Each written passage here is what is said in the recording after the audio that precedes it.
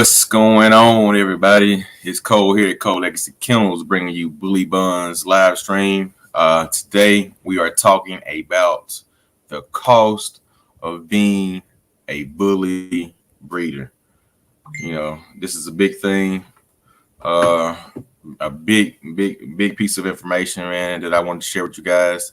It is the cost of being a bully breeder. We definitely got PVB KDM tuning in today, so we're gonna get them in. But guys, as always, welcome. Appreciate you for joining. Appreciate you for watching the live stream. We're gonna get them in here shortly, and we're gonna get it going. As always, man, if you're on Facebook, if you're on YouTube, make sure you like and subscribe. And follow us, and make sure you stay tuned because we're gonna give you out more information, and we're gonna make it happen. So as always, appreciate you guys, and we gonna get in there.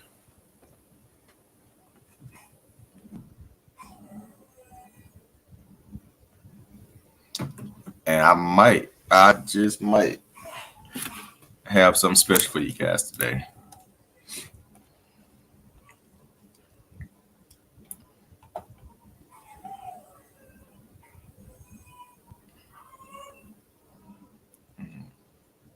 Let's see.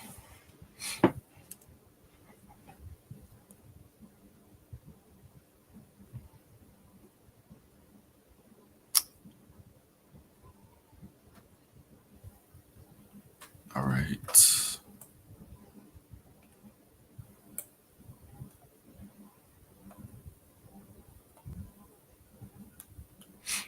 So give us 30 seconds, and we'll be right back, guys.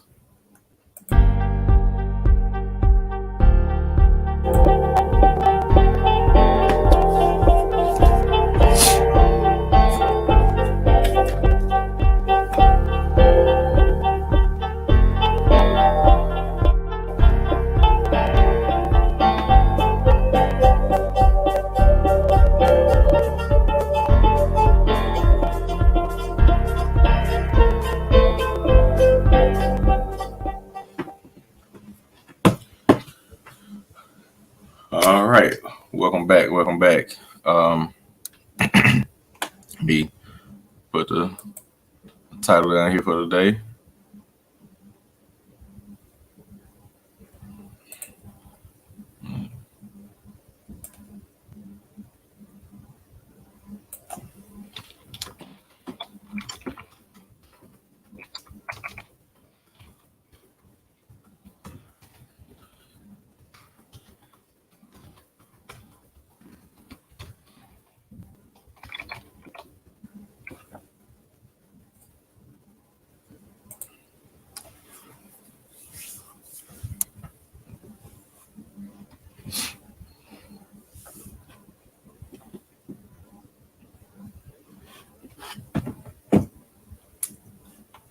All right.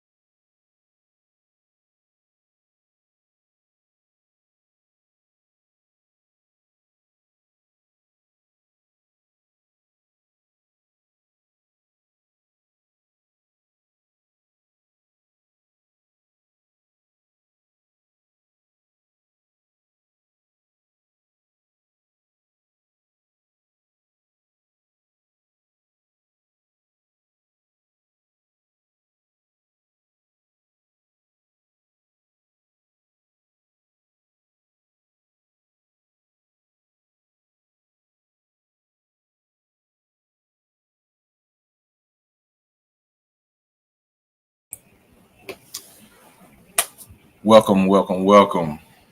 Hey, it's Cole here. Just give me y'all a quick little thing, man. Hey, the cost of being a bully breeder. We get into it today. We ready to get it. What's going on, Zola the American Bully? Welcome. Thank y'all for joining us. Appreciate it. We're about to get it started. I'll wait on my bully partners, them to get in. All right. So without further ado, I can introduce you to the rest of the crew. And here they go. Welcome, Hey everybody, what's going on? not too much. How you doing today? Doing good, doing good. Y'all hear my sound effects? Yeah, I got my sound effects. you figured it out, huh? Yeah, I got my sound effects today. All right. Hey, I came prepared. I came prepared. How y'all doing? How y'all doing? Oh, we're doing good. We're doing good. I'm working, so I'm off camera. I won't be no distraction today. All right, all right. Appreciate y'all for tuning in. Absolutely. Trying to.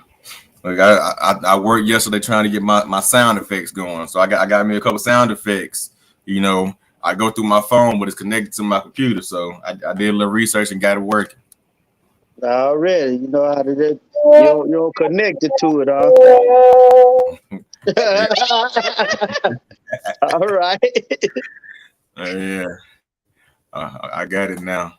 But how y'all doing today though? Everything been good? Y'all getting rain down there? Yeah, yeah. We've been getting. We can't complain about it, but yeah, it been raining pretty much. It's getting kind of nasty, but it's been a long time. We need it. It's been dry a long time. Yeah, it came down pretty good over here, and I already done saturated my ground with water because I let my pool water out, so my whole yard was already flooded. So, yeah, but we can go ahead and get into it. I don't know how everything gonna go. I got a special guest coming in today, but I don't know if they're gonna make it. I'm gonna leave that to a surprise and see if they actually come in. But All right. Oh, a special guest. Cue the yeah. sound effects.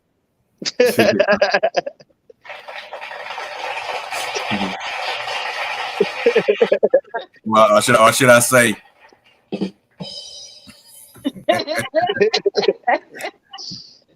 But yeah, as y'all know, the topic of the day is the cost of being a bully breeder. So just wanted to bring it to people's attention. Everybody think that it's just buying a dog and putting it together and making money, and let them know it's a little bit more than that. So, I mean, I got a few questions that I ask y'all, and y'all can give y'all input and y'all can share what y'all feel is some of the most, expensive things that people may not know about, outside of feeding a dog. We know we got to buy dog food. We got to make sure they get their shots. But a lot of people don't know a lot of things dealing with extra cost. So, for y'all, for my first question for y'all, what is what is what is the most expensive thing? I mean, it ain't got to be like the highest dollar thing, but what is the most expensive thing to you that you never thought about having a purchase dealing with the dogs? I'll say just they they living area and they beds and stuff. Just little stuff like that can add up once you get more than one dog, and you paying $200 a cage, and then you buy the outside kennel at $400. Yeah, it can kind of start jumping up there when you buying $300 and $400 little kennels, and then you buying $200 little cages to go inside, and $50-$60 beds, and yeah, it's just that small stuff that you overlook that your dog gonna need. Yeah, that's definitely one I wrote down. That kennel. Yeah, Because them kennels, yeah, they add up. Yeah, they it's all a good setup, but yeah, it costs. And then the outside kennel. Yeah, that's what I'm saying. The outside kennel. No. The building. Oh yeah, then the building that we got for them. Yeah, because you don't, once you get so many, you can't have them in the house with you. So yeah, that building costs a pretty good penny too. Everything that come with the building. Yep. And the upkeep and everything you got to do in case you got money to just get somebody to come in there and just put it all together for you. even with you putting it together, it's gonna be time, and you still got to buy all the material and stuff. So it's a lot. It's a lot more work than when you look at other people on YouTube and you see it like, oh yeah, that's what I want. That's how I want to set it up. Yeah, that's what you gonna think till you go to buying it. Hey, look, I got one. A different way. You gonna get to that? You gonna get to that checkout? You gonna be like, Bruh. I just want one. Right. I'm gonna start out with one. Let me put one of these back. Let me put one of these back. And yeah, can I get half of it? Let me just get half. Yeah, we all have some sales. Yeah. Right. Yeah, them kennels. Cause I remember when I first started, I bought them little cheap retriever kennels, which is what I got in the house now. They're good for in the situation of being in the house, but I mean the dogs jump on them and they moving and buzzing, and then they get the little pieces down that you got clamped. They eventually loosen up and fall down, and they can get out. Yeah, you got to invest in some decent kennels. The one thing I don't have the small ones. I got the big ones with that got the 5 foot 5 foot walls. I see a lot of people got the the little boxed in cages. I mean that's beneficial. You know what I'm saying? If you're trying to do a lot of space saving, you know what I'm saying? You can get a lot of them in a single space. Yeah, but you got to have them trained to put them in them little ones like that, though. Yeah. That's gonna take a lot to that crate training there. And see, for me, I don't feel like, you know what I'm saying, that's what that should be their living arrangements. No, if you're traveling or something, you know what I'm saying, because dog ain't got enough room to really stretch and them things, depending on how big they is. It's fine for a puppy, but you know, for a grown dog, it's hard for them to really be able to move around. Yeah, you're gonna eventually put them in some kind of bad health with arthritis or something that they just staying crimped up like that all the time. So yeah. So I mean it's some work behind it. But yeah, the cages, that's actually one I wrote down. Oh man, we got somebody new here, y'all. We got somebody new here. All right. He done changed the name. They done changed the name. He tried to sneak in on y'all. Right. Who is that? I don't know who that is. Right. Look like it's a bully kennel. Where they from? Man, the 410. So look, I don't know area codes like that. Where is that at? Like, where's the 410 at? That's what's up. Welcome, guy. Appreciate you for joining in. Yeah. Welcome.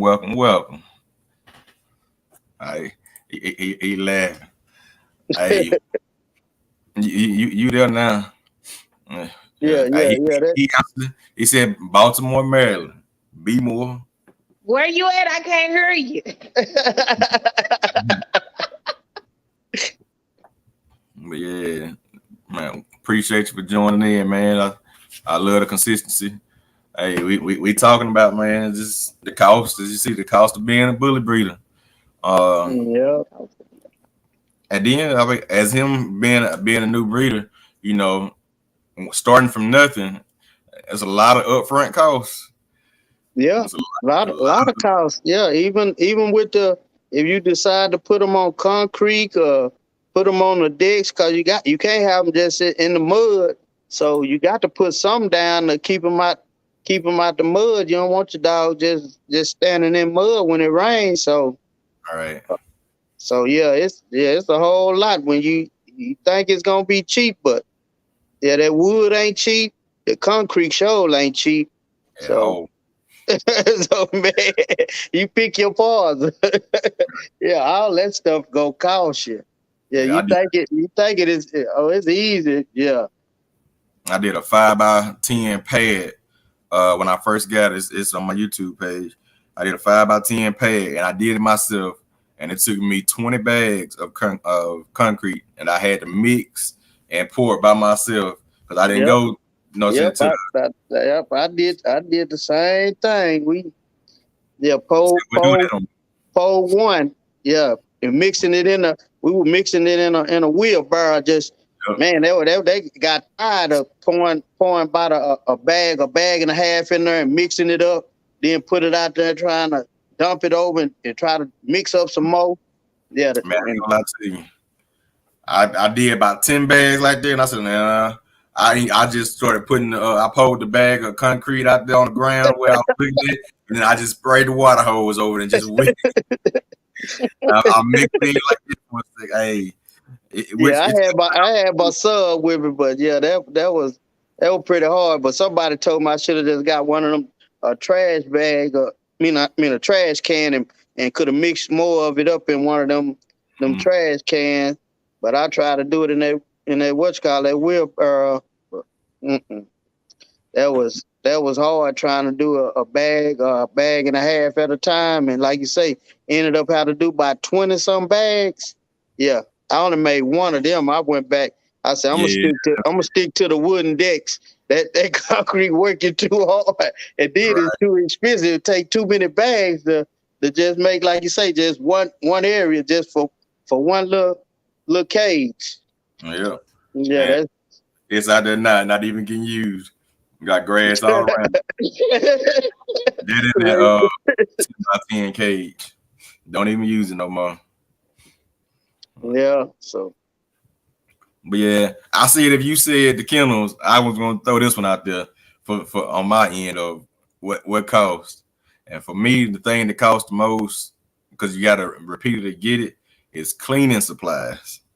Oh yeah. like buying cleaning supplies, like you gotta have, because everybody think you just gotta to wash it off and then it's fine. But no, you gotta disinfect it. You gotta do all you gotta disinfect it. Yeah. Yeah. No, I would just say, yeah, you're right. That can get up there, and then that stuff, you got to make sure you found something that your dog, it ain't gonna bother your dog. You got to look for something that's safe for your dog and all that. Yeah, can't just be grabbing anything with no. And some people clean with bleach, but I don't. I don't trust it. It just ain't. You just put enough water. But what about that time you don't put enough water in it, and your dog you don't clean it up good, and your dog lick it? There's gonna be your dog gonna be dead. You're gonna be just like, man. Yeah, I got a lot of stuff from Uline. You know, I ordered stuff from that. Matter of fact, hold on, I'll show you what I get.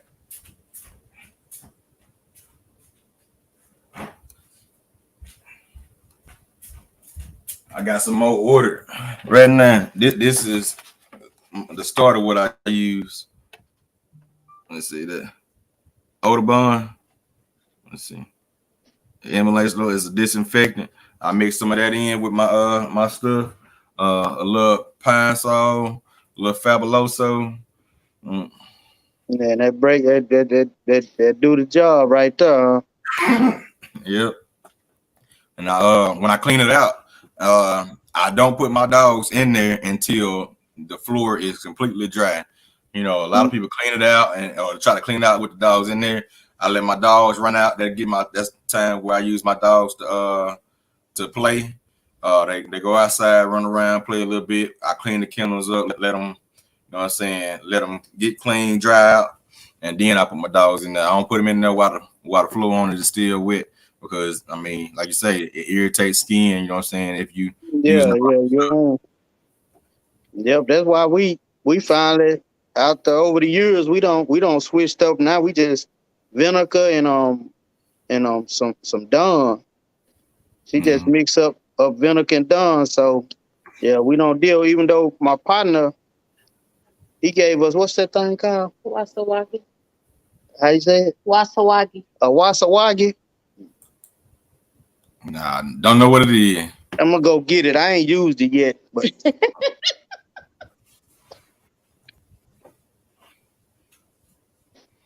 Hello, sir. You say you use all that, man. You're on the right track. It's a lot of people don't think about, you know what I'm saying, what it takes to clean behind these dogs. They think they just get some water in a mop bucket and call it a day. You know, it's a little bit more than that. No, because you got to disinfect and you got to make sure that you're keeping it clean. As far as the disinfecting part, like it's the stuff that you can't physically see, the bacteria and stuff, to where stuff could grow up. And these bullies, they so sensitive. Like you really got to make sure you clean behind them and all of that real good. Yeah. Can you see it? Yeah. Okay. You hook it to your water hose. Yeah, and they got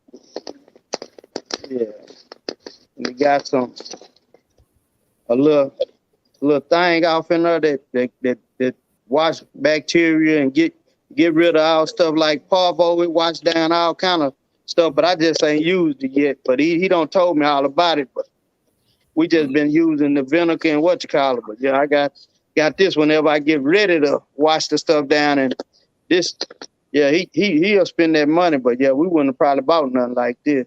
But yeah, ain't no telling how much this thing costs. They're high. This by itself was $200. Yeah, like you said, that little thing cost $200. And then you have to buy all the accessories to go with it. Yeah, so. Mm. We just blessed to have a partner that our kennel partner, but we just ain't got to it to start washing the stuff down with it. But he just say it's good for, like if anything ever come with parvo or anything, because it wash all the virus and everything, bacteria, and they come with a big old piece of whatever that stone that's it's like chlorine. Well, but she said like some kind of chlorine, but yeah, it kill all bacteria and viruses and whatever, mold or whatever that can be that can harm your dog. It'll just wash all that stuff off. But like I said again, we cheap right now. We just scrubbing with Dawn and vinegar. She mixed Dawn and vinegar and a little water, and we spray that down and just scrub and wash it off. All right. All right. I just want to cut in for a second. I got my special guest is coming. Right. So we're gonna welcome my special guest. Ladies and gentlemen, if you don't know, he's the man amongst men around here, and he helps everybody. Mr. EAR Bullies, y'all. Mr. EAR Bullies. All right. All right. What's going on? Man, ain't too much. What's good with you? No. You got to do it like you do it on the videos. What's going on, everybody?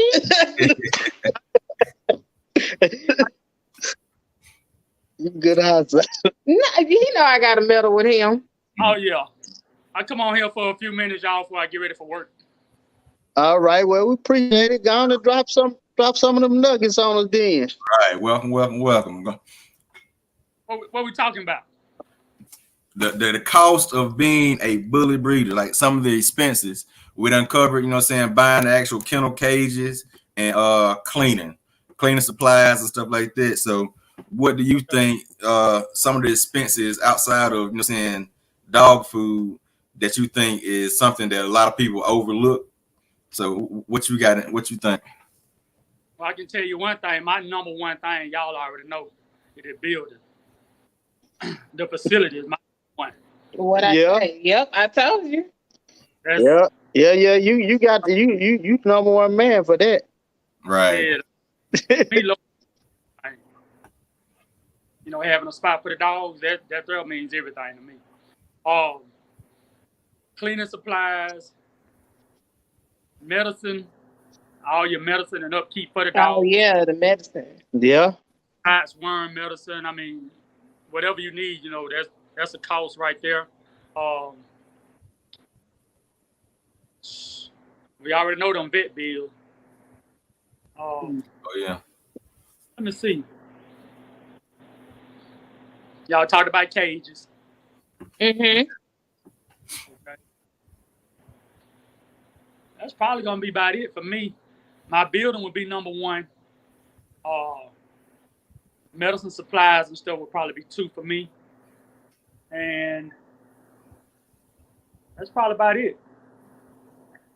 All right. I got another expense to throw out there then. What's that? Stud fees. If you ain't using your own stud. hey, Yeah. that's a fee in the bullet game that a lot of people think, you know what I'm saying? It ain't. They think they can go spend $500 and get a stud. I said, not if you want one that's decent. Hey, And Cole, you- you say that? Cole, you know you say that though. You know I got this little puppies, right? Yeah. All right, it's a little 5 puppies. I had to pay the stud fee, ship the semen here, get the artificial insemination done, Mhm. progesterone testing. Then I had to end up getting the surgical, getting the puppies taken. I paid a Wepper for 3 weeks. Then I got them back. So now I'm at the point where they're getting their ears cropped this weekend. So not selling no puppies. So that's all the expenses that I just had to pay right there. Yeah, that's I'm keeping the whole litter. That's He said keeping the whole up. he keeping the whole litter. They're keeping the whole litter. With a building like that, he got space. yeah, he got the room for it, yeah. But Look, I yeah, ain't even talking about the space. I'm talking about the nerves. right. Hey, But yeah, that's another thing. What do you, let's see. All right, Top Notch. Welcome. He said, what was the question? Sorry, I'm late. The question is, what's some of the expenses that we have that a lot of people don't pay attention to? what's like, up, Top? We done said the kennels, the building, medicines, the cleaning supplies. But another one that he said that I want to bring back up is those progesterone tests. Oh my God, Yeah, yeah. yeah, them can get real expensive and tricky. You're gonna have to buy more than one, more than likely, and then you know what I'm saying, per dog. So you know what I'm saying, if you got a kennel that got, you know what I'm saying, a good bit of female dogs and you trying to do it, I mean that's a cost right there. $60 to $75 a pop, and you got to do 3-4 of them. Hey, That's just the beginning, just to catch the heat right. Yeah. You Right. already 200-300. Just that's before even going to try to breed them. Then you're gonna have to pay for each time you breed them. We do surgical, so you're gonna have to pay for that too. Yep. So you got these expenses. Top Notch said, yeah, that's if everything go right, and vet expenses. Yeah. Yeah. Yeah, the old time with them vet expenses, going to the vet and getting a surgical done, and But if then you got to go back and get a C-section done on it. So Don't forget confirmation. then 30 days you're going to get the confirmation, and you already thousands in it. Yeah, we did a breeding. I think we had spent probably about $1,600 just trying to get started. That's not even including the stud fee and all the other stuff. That's just That was just surgical and getting the seat. surgical and getting the seamanship. So they be thinking, y'all trying to rob somebody on these puppies. Nah, you just don't even know what the cost is to get these puppies here. Right. And that's all about it. Ask EAR. Hey, so just let them know what you just did a video ago. You know what I'm saying? You had to worm and get your dogs all their shots. You know what I'm saying? And so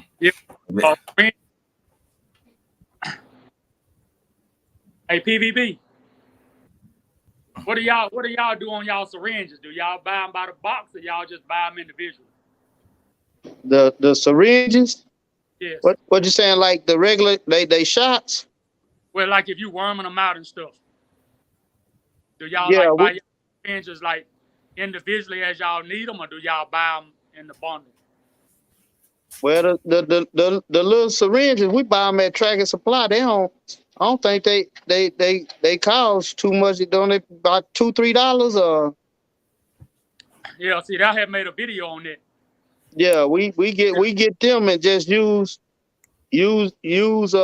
I guess just try to get one good syringe that they can show us how many cc's or whatever that teaspoons or whatever that we have to get a dog, Yeah.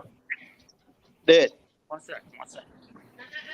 that that we can use for at least that one time. So yeah, that costs or if you just scared and don't just want to use one for each dog and throw it away, it can get real expensive. But yeah, we try to just use one and just worm them all at the same time, and my wife just keep track of it. Uh, Hey, or either that's take them to a cheap vet that we know, and that still costs like $30 a dog. So either you can buy the $35 little goat and whatever that little what's that worm we be getting? Yeah, that safeguard, you can buy that about $35 for a little, yeah, for a little old bitty thing like this, or either take each dog and pay $30 and get each dog worm. So yeah, like you say, it can get real expensive. yeah, And that's why I since was, we got about 20 some dollars, we have to buy this and just put them on the scale. yeah. Now, in a little that we gonna sell, we got to go on and spend that $30 and go to the vet. Yeah. Go ahead and drop that knowledge, yeah, y'all. Yeah, You're what gonna it, come out now. Buying your syringes. That's 100 syringes right there for like $12. oh yeah. Yeah, I got like 3 cc's and 10 cc syringes on Amazon. All right, yeah, we need to buy like that. Yeah, because it's gonna be cheaper on you than going to the store just buying them individually. You're being spent $10 real easy. Yeah, yeah. When they causing 75 cents or dollar some a piece. That's right. Yeah, cause the other little syringes that I use to give them sometimes give them a little penicillin shot. Yeah, them syringes, them cost too, and in the shot cost about $15. They going up so high on them little shots. You get that Tractor Supply to give all your dogs a shot. That's might well take them to the vet and let them charge you $30 or whatever. Yeah, you try to give them shots at home, it's costing you just as much. You can take and get them a shot and get them worm for 30. Yeah, you might well do that then go to the store and spend $15 and give them the shot yourself. So yeah, people just don't know it costs. Yep. It's money that Top Notch put it up there. He said every time he look at his dog, he feel like money come out his pocket. Yeah, Oh yeah. man, they ain't cheap. All right. We got Henry Jordan checking in from Vegas. Then all the vitamins my wife be getting the dog, so she give them all kind of vitamins. So yeah, it get real expensive. Just different little stuff, just to try to keep them healthy and keep little stuff, keep their skin and their coat looking good. Yeah, it's gonna cost you. In case you want your dog all patchy and messed up. But if you want to make sure they're getting the right nutrition and the right vitamins and all that, yeah. Yep. And like I said, we talk about everything. We know the ins and outs of having to buy dog food, but let's go to the dog food now. And the dog food that you've been feeding them. So you've been feeding them this dog food for 6 months to a year, and then all of a sudden they ain't eating it. They having reactions to it, and you got to find something that switches it up. And as we know, decent bags of dog food ain't cheap. No, it ain't cheap. And you no, we up to probably about 10 bags a month. So no, that Victor show ain't cheap. When they started going up, they was around 42. Now they up about 51. Yeah, they costing $50-some a bag. Yeah, and that's in Texas. We don't know, it probably more expensive in Mississippi. And then, like you say, to make the dogs eat it, we be putting like cottage cheese or putting coconut oil and stuff. So, and they even went up on the coconut oil. That's up to about $20-some for a little bucket of coconut oil. So, yeah, the coconut oil in the the little old cottage cheese, just a little bit of thing of them costing about $3 for a little jug of cottage cheese. So we put that in there for extra calories and stuff for our dogs. And just like you say, when they act like they don't want to just eat that dry dog food, we got to get the salmon oil. That ain't cheap. Got to put them a little salmon oil in there, and yeah, yep. All right, the eggs too. Eggs going up. Yeah, we get our dogs a whole lot of different little stuff because like they get two meals a day, so they get that dry dog food in the morning. So by they get that evening meal, you're gonna have to add something different in there. They probably nibble at it, but when you put that little extra stuff in there and they can taste it, oh, they're gonna knock it out. He said $100 a bag out there for that pro playing sport. Yeah, that stuff expensive. Yeah, we got a question, y'all. Y'all answer this. Have any of you tried Rachel Ray's dog food? If so, how did it work out for you? I've never heard of it. What? I never heard of it either. Yeah, I think a friend of mine had bought some. Well, was that Rachel Ray that what you call it had got there one time? Yeah, it was some kind of pumpkin and salmon. Pumpkin and salmon. Yeah, he had got it. So it was pretty expensive. The dog ate it, but I told him I ain't finna pay no $70 or whatever. It's good enough we getting this $50 dog food because that costs costs about $20 more a bag. I say, I don't know what you feeding her that for. She ain't getting none of that over her. She going right back to Victor. Yeah. My dog ain't about to eat steak every day if I ain't eating steak every day. No. Yeah, that dog food a little expensive. It's good though. They like it, but I don't think I ain't up to no set. Yeah.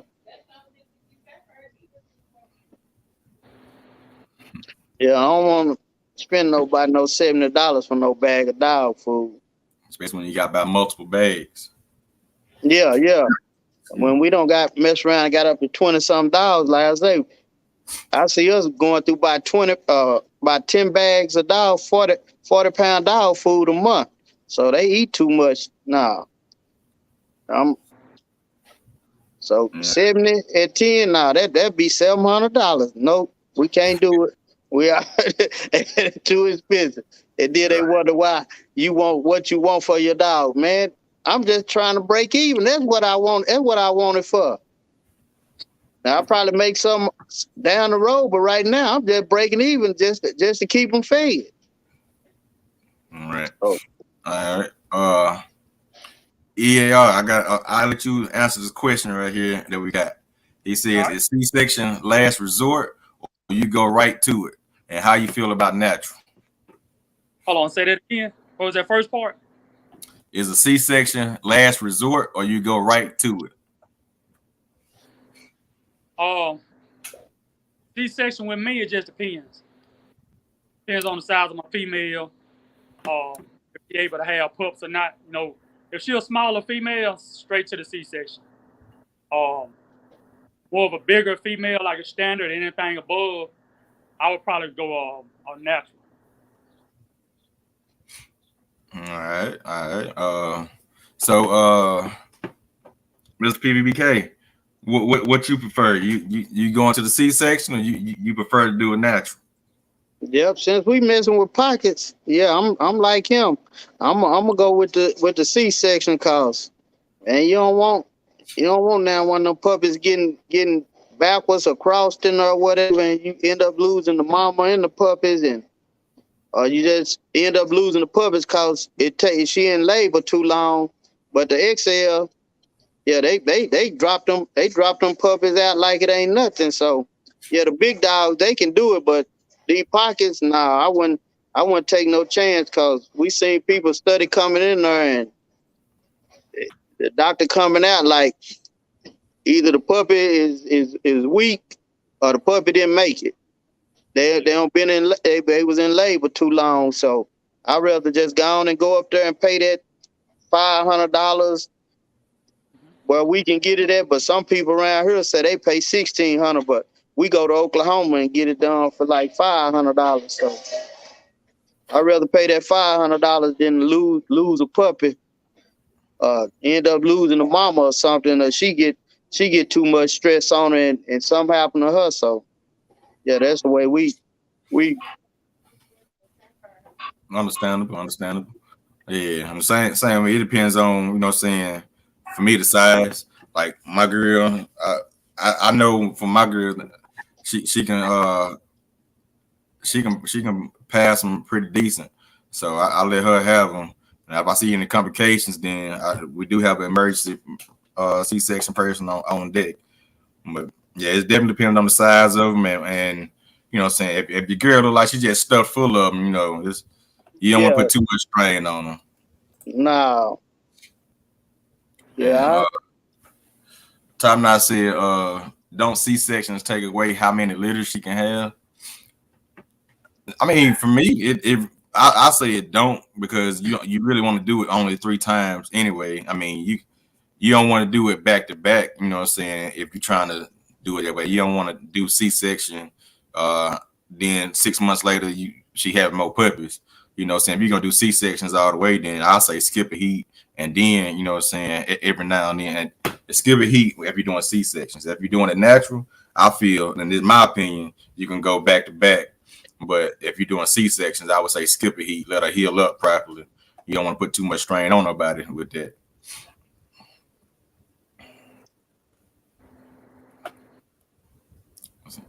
Mr. EAR, what you think about that? The question of a C-section take away from how many litters she can have. Just being honest with you, I think that there's preference right there. Everybody kind of do the things different. I don't really knock how nobody decide to do theirs. If you decide you want to do C-section every time, back to back to back, but you need to have one thing in common. Knowing one thing about it is you need to have a limit. Some people want to do 3. Some people may do 4 to 5. But if you're going to do it, whether it's a C-section or you're going to do natural, whatever, I'm just pretty much like, I'm going to do so many. Like, well, I'm going to just give you me. If I breed certain females, after I get that look of what I'm trying to get, I can retire that female off of 2 breedings or 1 breeding if she give me what I want. Because I just want something better, so that way I don't have to keep on using her over and over. And so that's why I really don't just. Some people out there just breed a lot. Really not my preference on a whole lot of breedings of 1 female. That's why you need more and more female. That kind of go back to what we were saying about cost. You need more female so you don't have to wear out your main female. And me with C-section, I don't mind doing C-section back to back. That's just my preference now, because I mean, in the process of those 6 months or whatever the time, she done healed up. You're keeping her system and everything cleaned out. I mean, I don't have a problem with it. But like I say, everybody do different. Some people like it, some people won't like it. So to me, it's more of a preference. So I don't mind doing C-section back to back. But like with Jazz, for instance, this was her first time having a C-section. She was natural the first 2 times. All right, I'm gonna skip her next heat, and then I may breed her 1 more time, and then that will be it. But I may not breed her at all. So that might have been her last one. So it just really depends. I'm gonna really evaluate these puppies that I kept off of her. Then I'll look at them, and then if I'm seeing everything that I want to see, that may be it for her. Because she have showed me what I need to see. Now I need to take these pups off of her and then take them to the next level. So, I mean, to me, it's just more of a preference on what you prefer. I don't really knock how people do theirs. Put it this way, I don't see it as a right or wrong way. If you choose to do 3 or 4 breedings, I may choose to do 2 or 3. You may choose to do 2 or 3 C-sections in a row. I may not choose that. So, to me, it's more preference for me. Because at the end of the day, I can't really control what nobody else do in their yard or what they really like to do. But I will say that you have to look at that female and kind of pay attention to her and see what she can handle and what she can't handle too. You know, I pay attention. I like to see how my female healed up after the process, and that right there let me know if I want to do it again. If not, I just skip it. All right, all right. I hope that answered your question, top notch. Mr. PBBK, I got a question for you right here. I know y'all just did it. Is it if you paid for a champion stud, would you do a regular AI or a surgical? I'm gonna do the surgical because I think it's more of a higher percentage if they putting it right there at the eggs. Then I'm hoping them swimmers swim up there to the eggs. So I'm gonna put it right there. If she don't get pregnant where they don't have that far to swim, either the female just didn't take her. I think, but that's in my mind. Maybe I'm thinking wrong. Maybe it's all the same, but that's why we do the surgical, just because we think it's a higher percentage when you do the AIs and get when you do the what is it called? Not the AI, the TCI. No, the progesterone or whatever. Talking about the progesterone test? Yeah, when you do that and make sure the numbers is right, I think you got a better chance when them eggs right there and they open up and shoot it right there. So I do a surgical, like on 1 hour we gonna do the AIs on an in-house breeding, but when I'm using something like that, paying top dollar and know that entry rate, if you catch them at an entry rate, but a champion, you most likely you don't miss that $1,500 entry rate. So you probably gonna be looking at about 5,000 or better. So right. I think I'm gonna go with the surgical because I don't need nobody acting like it came back out or whatever. This one time, this one shot. I want the one shot to be right there on the money. Then somebody trying to pump it up in there and acting like you got to hold her a certain way that she don't pee it back out and all that. But that's just my opinion on that. But like, honey, I have to interrupt you. That's Mr. H from Vegas. Mr. H from Vegas. You know I can't see. I'm telling you. Hey, Mr. H. Yeah. That's what I go with the surgical. Yeah. Yeah. Y'all know I'm blind. Y'all see me with all this help on my face and still can't see. They need to up my medicine or something. Yeah, we got to give a special shout out to Henry. He's one of our customers that picked up one of our Triumph for 10 puppies out of Vegas. So thank you for joining us. We appreciate it. Welcome. Yeah. Glad you got an eye for that, because I sure can't see no name. I'm nosy. You ain't by yourself. All right, well, that's good. I got company, D. Looking like At least I ain't the only one keep trying to look at still can't see. Like, man, get away from the screen. Go put your face in the screen. Yeah, but that'll be my take on that, cause like I said, we did a surgical on a breeding we just did, and we just ain't announced it yet, cause we trying to wait to a confirmation, cause like you say, when more money involved or something, yeah, you kind of sitting back open, but yeah, we gonna do one that's just gonna be straight AI, cause they're gonna be a couple of dogs in the house sometime this month whenever they come in heat. But yeah, when I'm going in, I think I'm gonna go with the surgical. All right. Top Knot said that he losing money waiting on her to have puppies because he's not going to work. He said, "Hey, that's a suspense. She at day 60. Welcome to the bully game." Yeah, hey, that's a part of it. I mean, that's for us. Like even for me, just having to sit there. If I know she ain't panting, I got me 8 hours. I can go to work. You know what I'm saying? But and then you got to use that what's that thermometer? Yep. Be checking to see if her if it's dropping, that temperature dropping or whatever. Yeah, you got to study check that. Long as cause they gonna give you that warning somewhere you gonna have some hours once you see that temperature drop. I don't know if it's a day or if it's a half a day, but you got some time. Once you see that number start going down, you like, oh, she getting ready. Yeah, that's you got. I'll say for me, you have 8 hours of safety. If you ain't seen them, she ain't gave you no signs. Yeah. I don't. Yeah, that's why I say I don't know what you got. 12 hours a day, but I know the game on. You better put your game face on because it's gonna get serious one way or another. You better get her somewhere. You better be there to be there to deliver. All right. What do you think, Eon? Oh yeah, I agree with what he just said. I mean, I ain't got nothing on it, but he said it perfectly for me. Yep. Thank you for letting me know. 8 hours. So now I know how much time I got. I'll be scrambling and just watching them. But yeah.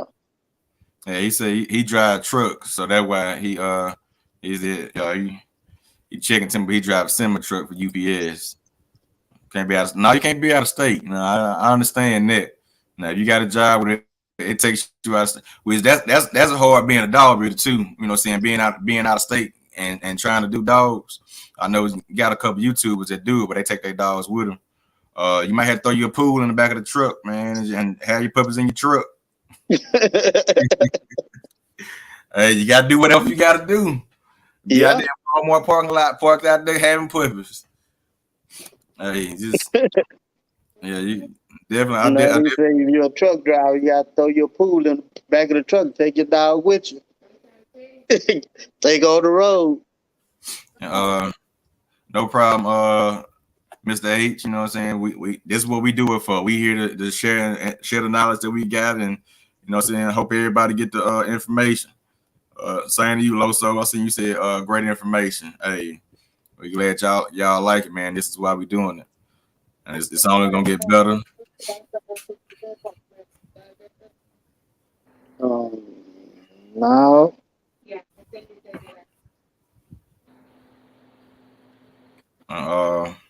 Back on the topic of we on the cost of being a bully breeder. One thing I wanted to say that wasn't financial cost is something we hinted on. Vacations. Can't really take no vacations if you're doing a bully game. No. You know? I mean, you got to be with your dogs, and it's hard to put your trust in somebody else while you're gone, and then especially if it's at your house, you know, like EAR, you know what I'm saying, you got your son, you know what I'm saying, you going on vacation, your son going with you. So, I mean, it's hard to be, you know what I'm saying, doing vacations when you got dogs in the bully game. So, well, I'll leave with you, EAR, because I know you ain't got too much time. What's your take on vacations and the dog game? Oh, vacation is over with. Hello.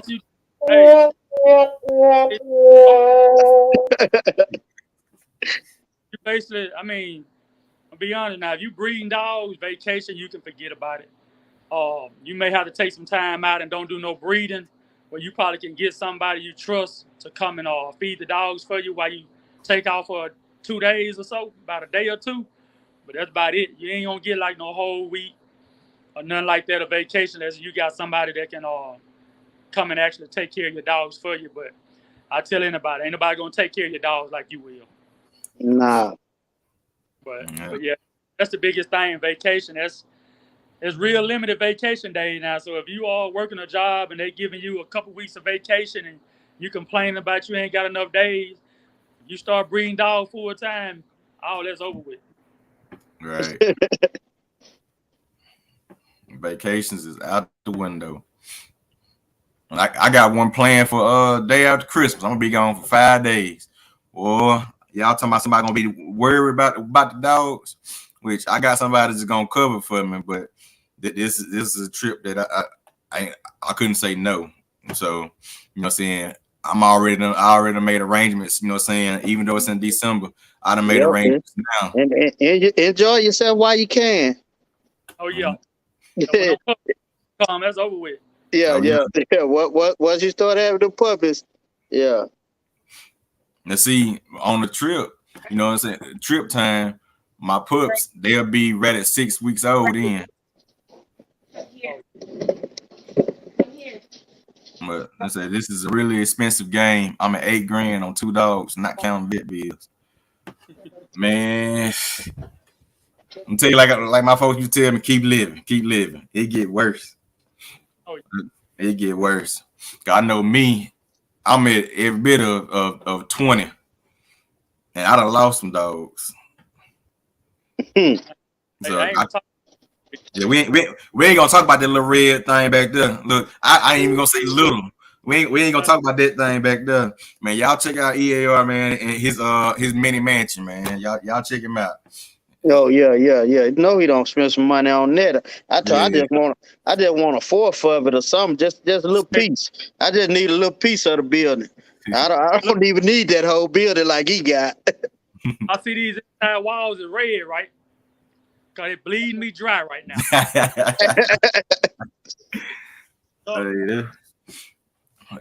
That's where we do. I see it. Yeah. I'm coming next year. And I'll show you. I'll tell you what I'm gonna do. The next video that we do, I'm gonna take a picture of what the back building that I built back here behind my house look like right now. Y'all gonna be like, oh my God. Y'all gonna hear that say, it's gonna I tell you, it's rough. Hey, I'm about to get ready to get off too here in a minute, but I do want to address something though before I go. Go ahead. All right, PVB. Yeah. I know y'all was talking about y'all building and the little hot box or whatever that you made. Yeah. You got to get them exhaust fans. All right. You like I don't know how your building is facing, but if you put a window or something on one end where you get more shade in the evening, and put that exhaust on the other end, that draft will pull through there will help you out a whole lot. So you say put us a window unit on the end where the shade at. Yep. In the evening, and on the opposite side, put an exhaust fan with the shutters on it. Yeah, one that's on a time or a temperature. One of the ones that open up on the temperature. Well, I just turn mine on. I ain't got no set on mine because it don't run as much as you would if you were trying to run an AC unit or something. Yeah. But it can be actually 90-something degrees in my outside, 98 or so, and I normally have my door open to my kennel. But that exhaust fan I got on the other end pulls wind all the way through. Then I got fans on each side going down my kennels that circulates it. And if you get to my building, it can be 90-something degrees outside. You come in the building, if you standing up, it'll feel a little warm. But if you down like on your knees, it'd be cool. So with a dog can't, and I don't have to run my AC through the daytime like that. But if you had an exhaust fan on one end and like a window unit or something on the opposite end to pull that draft through, it's gonna constantly pull it. So even if you got warm air, once it come into your building because you have insulation in your building, once it start kind of cooling off, it'll keep the air a little bit cooler than it would if you was outside. All right. It'll be more bearable to wear with your dogs being in there like that. And then they being down low, so you know it's gonna be cooler down low than it is up top. So all right, heat gonna rise. So your exhaust fan sitting up at the top, like if you go back on some of my videos that I sit up top, it constantly pull air. Like right now. Yeah, it had to be a big exhaust fan or just. Well, once you look at it, it's gonna tell you based on how big your building is. Yeah, it ain't that no real big building. We got like a 16 by 24. Okay. Yeah, you won't need one real big. Actually, mine's not really that big. Man, it looked like it. Yeah. That building looks man. All them parts you go in on us, man. You have to make us feel good. No. We know that building big. Shoot. But I know it. Whenever you get ready to get it though, it's gonna have like how many cubic feet or square footage that it'll cool off. That it can cool off. All right. So once you put it in there, I promise, like if I go back there and turn my exhaust fan off through the day, it'll immediately just get hot enough. It'll just immediately just start getting real hot to where you almost can't take it. As soon as you turn that exhaust fan on, it's like you can breathe. That exhaust fan is gonna be major with All keeping that right. air through your building. All right. Well, I'm gonna get somebody to get out here and cut and put me one in the front and get that window unit put on there. But I'm still doing some. Since they don't care me, I ain't put my dogs back in there. So right now I'm finna get ready to build, cut them some some doors where they can go in and out. Hope I have it done by the time it get cold so they can come in there and I have it set all up in there to where it's. But right now, yeah, them 108 days, man, they kind of scared me. I ran all the dogs in the house. We got dogs in bedrooms and everything. They don't like, there's too much money involved for them to be outside. That's right. That's right. You ain't do nothing wrong. Now I'm gonna tell you one other thing too.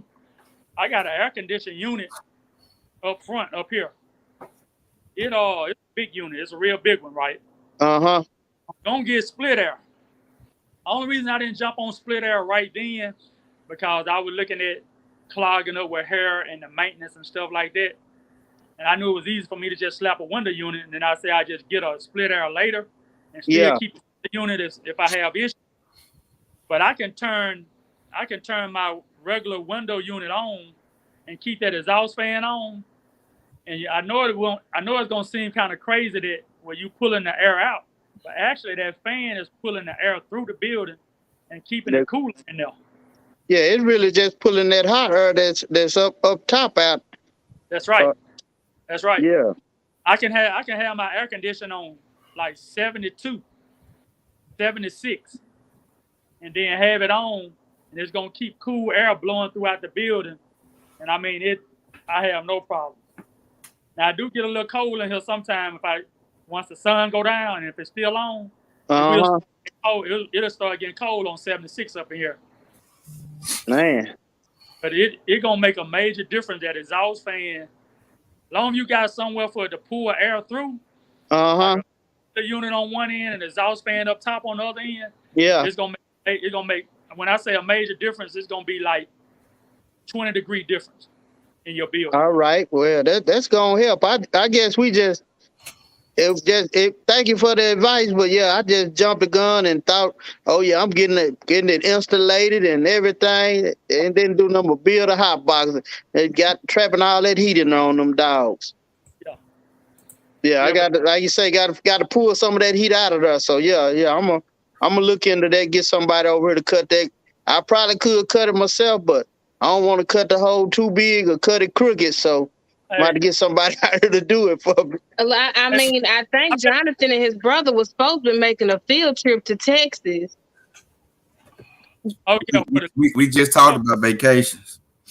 That's not a vacation. It's a field trip. Yeah. Vacations is hard because we coming up on 10-year anniversary and we can't. Cue the sound effects.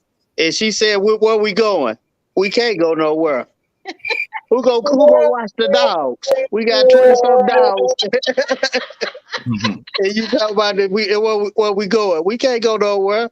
That was a couple of years ago. We don't jump into something that we don't got that access. Yeah, to just jump up and say, all right, somebody will come by and feed and clean up after 20 dogs for us. I don't think so. That's a job. Right. So yeah, so I got something. I'm gonna have to make something real. I'm gonna have to make something real sweet for her, but I don't know. We can't go nowhere though. But I'm gonna buy something real nice and just like you can have it at home. We ain't getting on no plane to go nowhere though. Sound like you saving money. Yeah. Say don't say it like that though. They'll find a way to spin it. You know what I'm saying? Yeah. All right, gonna jump off on y'all. I'm running behind a little bit. You got one more question before you go. Yeah, quick question. Is it do you use electric or are you solar? Electric. I wish I was solar. Yeah. Me too. Well, what question you got? No. Mr. H had a question. It was asking, Oh, yeah, he just do you use answered. electric or use solar? Yeah, he electric. If I had the extra money from spending on dollars, I probably would switch over to solar. Yeah. That's a thing. Like if I knew then what I know now, yeah, I'd have did some solar. So if you can do solar power, that's gonna be a major plus for you right there. Yeah, it just costs to get it though. Yeah. And after you being bought, spend money on concrete, what we looking at? Concrete. This is 45 by 50 worth of concrete. So concrete alone. That's a lot of concrete. Yeah, we were talking about that before you got on. Just pouring a little 5 by 10, using for 20-something bags of concrete. So I can imagine for something that big, yeah, that's a whole lot of concrete. Hey, that's 4 trucks. Mm-hmm. Hold on, is that right or 5? Yeah. I'm sorry, 5 trucks of concrete. But 5 trucks of concrete. Yeah, that's a lot of concrete. But they did 1 truck the first day, and they did 4 trucks the second day. Man. Mm-hmm. Yeah. So you can imagine the cost on that concrete. I don't even like to say it. It hurt me every time I say it. So you can kind of imagine. I can. Never quit. But if I all over again, I'd do it again. Yep, somebody told us that they do concrete 10 by 20, just did a patio, and that found somebody at a good price with like $1,500. So yeah, I can imagine how much concrete costs. Yeah. And that ain't even starting with the building. You just laying the concrete. So yeah, that's money. Yeah. If somebody just say pouring a little patio for 10 by 20, it's gonna cost $1,500, and that was on the deal side because they knew somebody. I can imagine what the real price is. Right.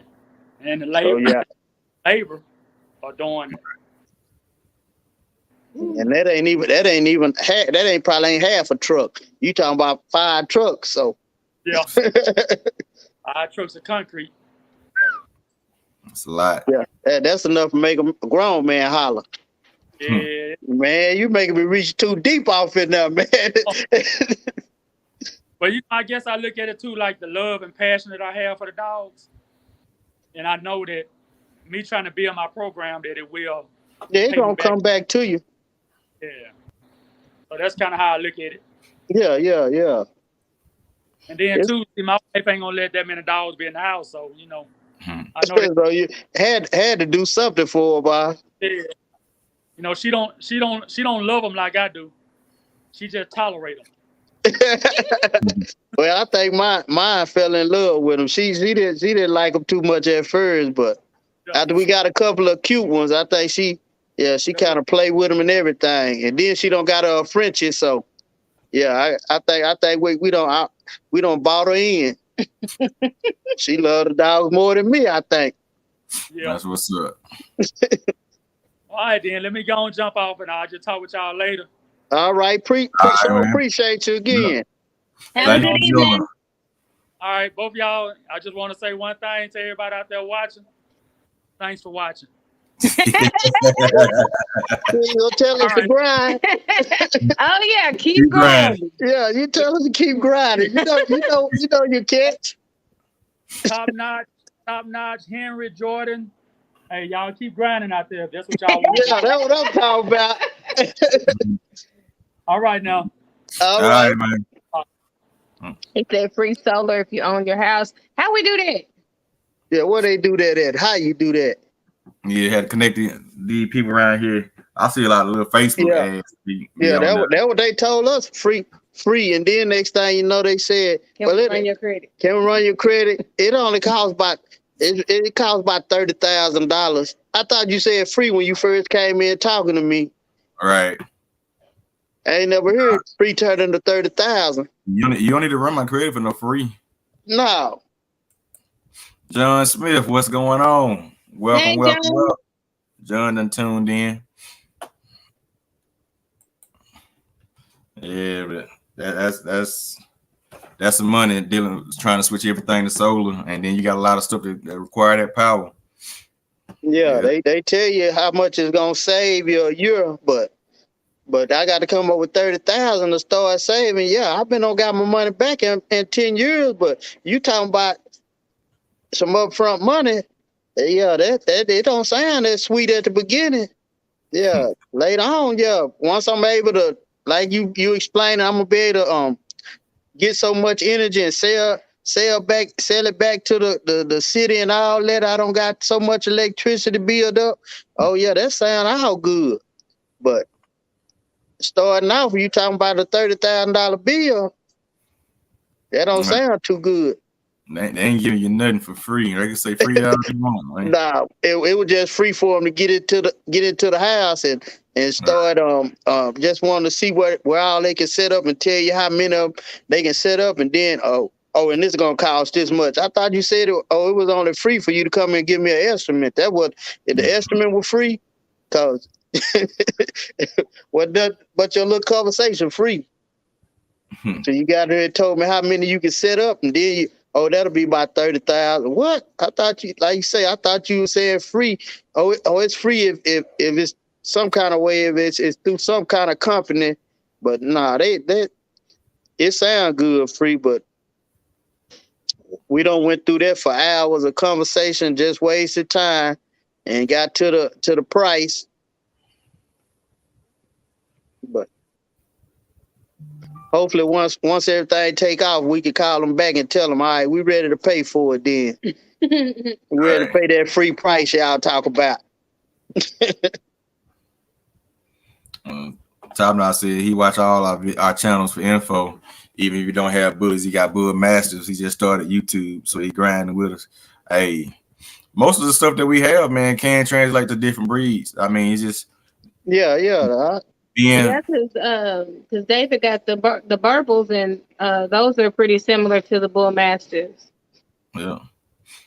So yeah. Thank you for watching, Top Notch. We appreciate you.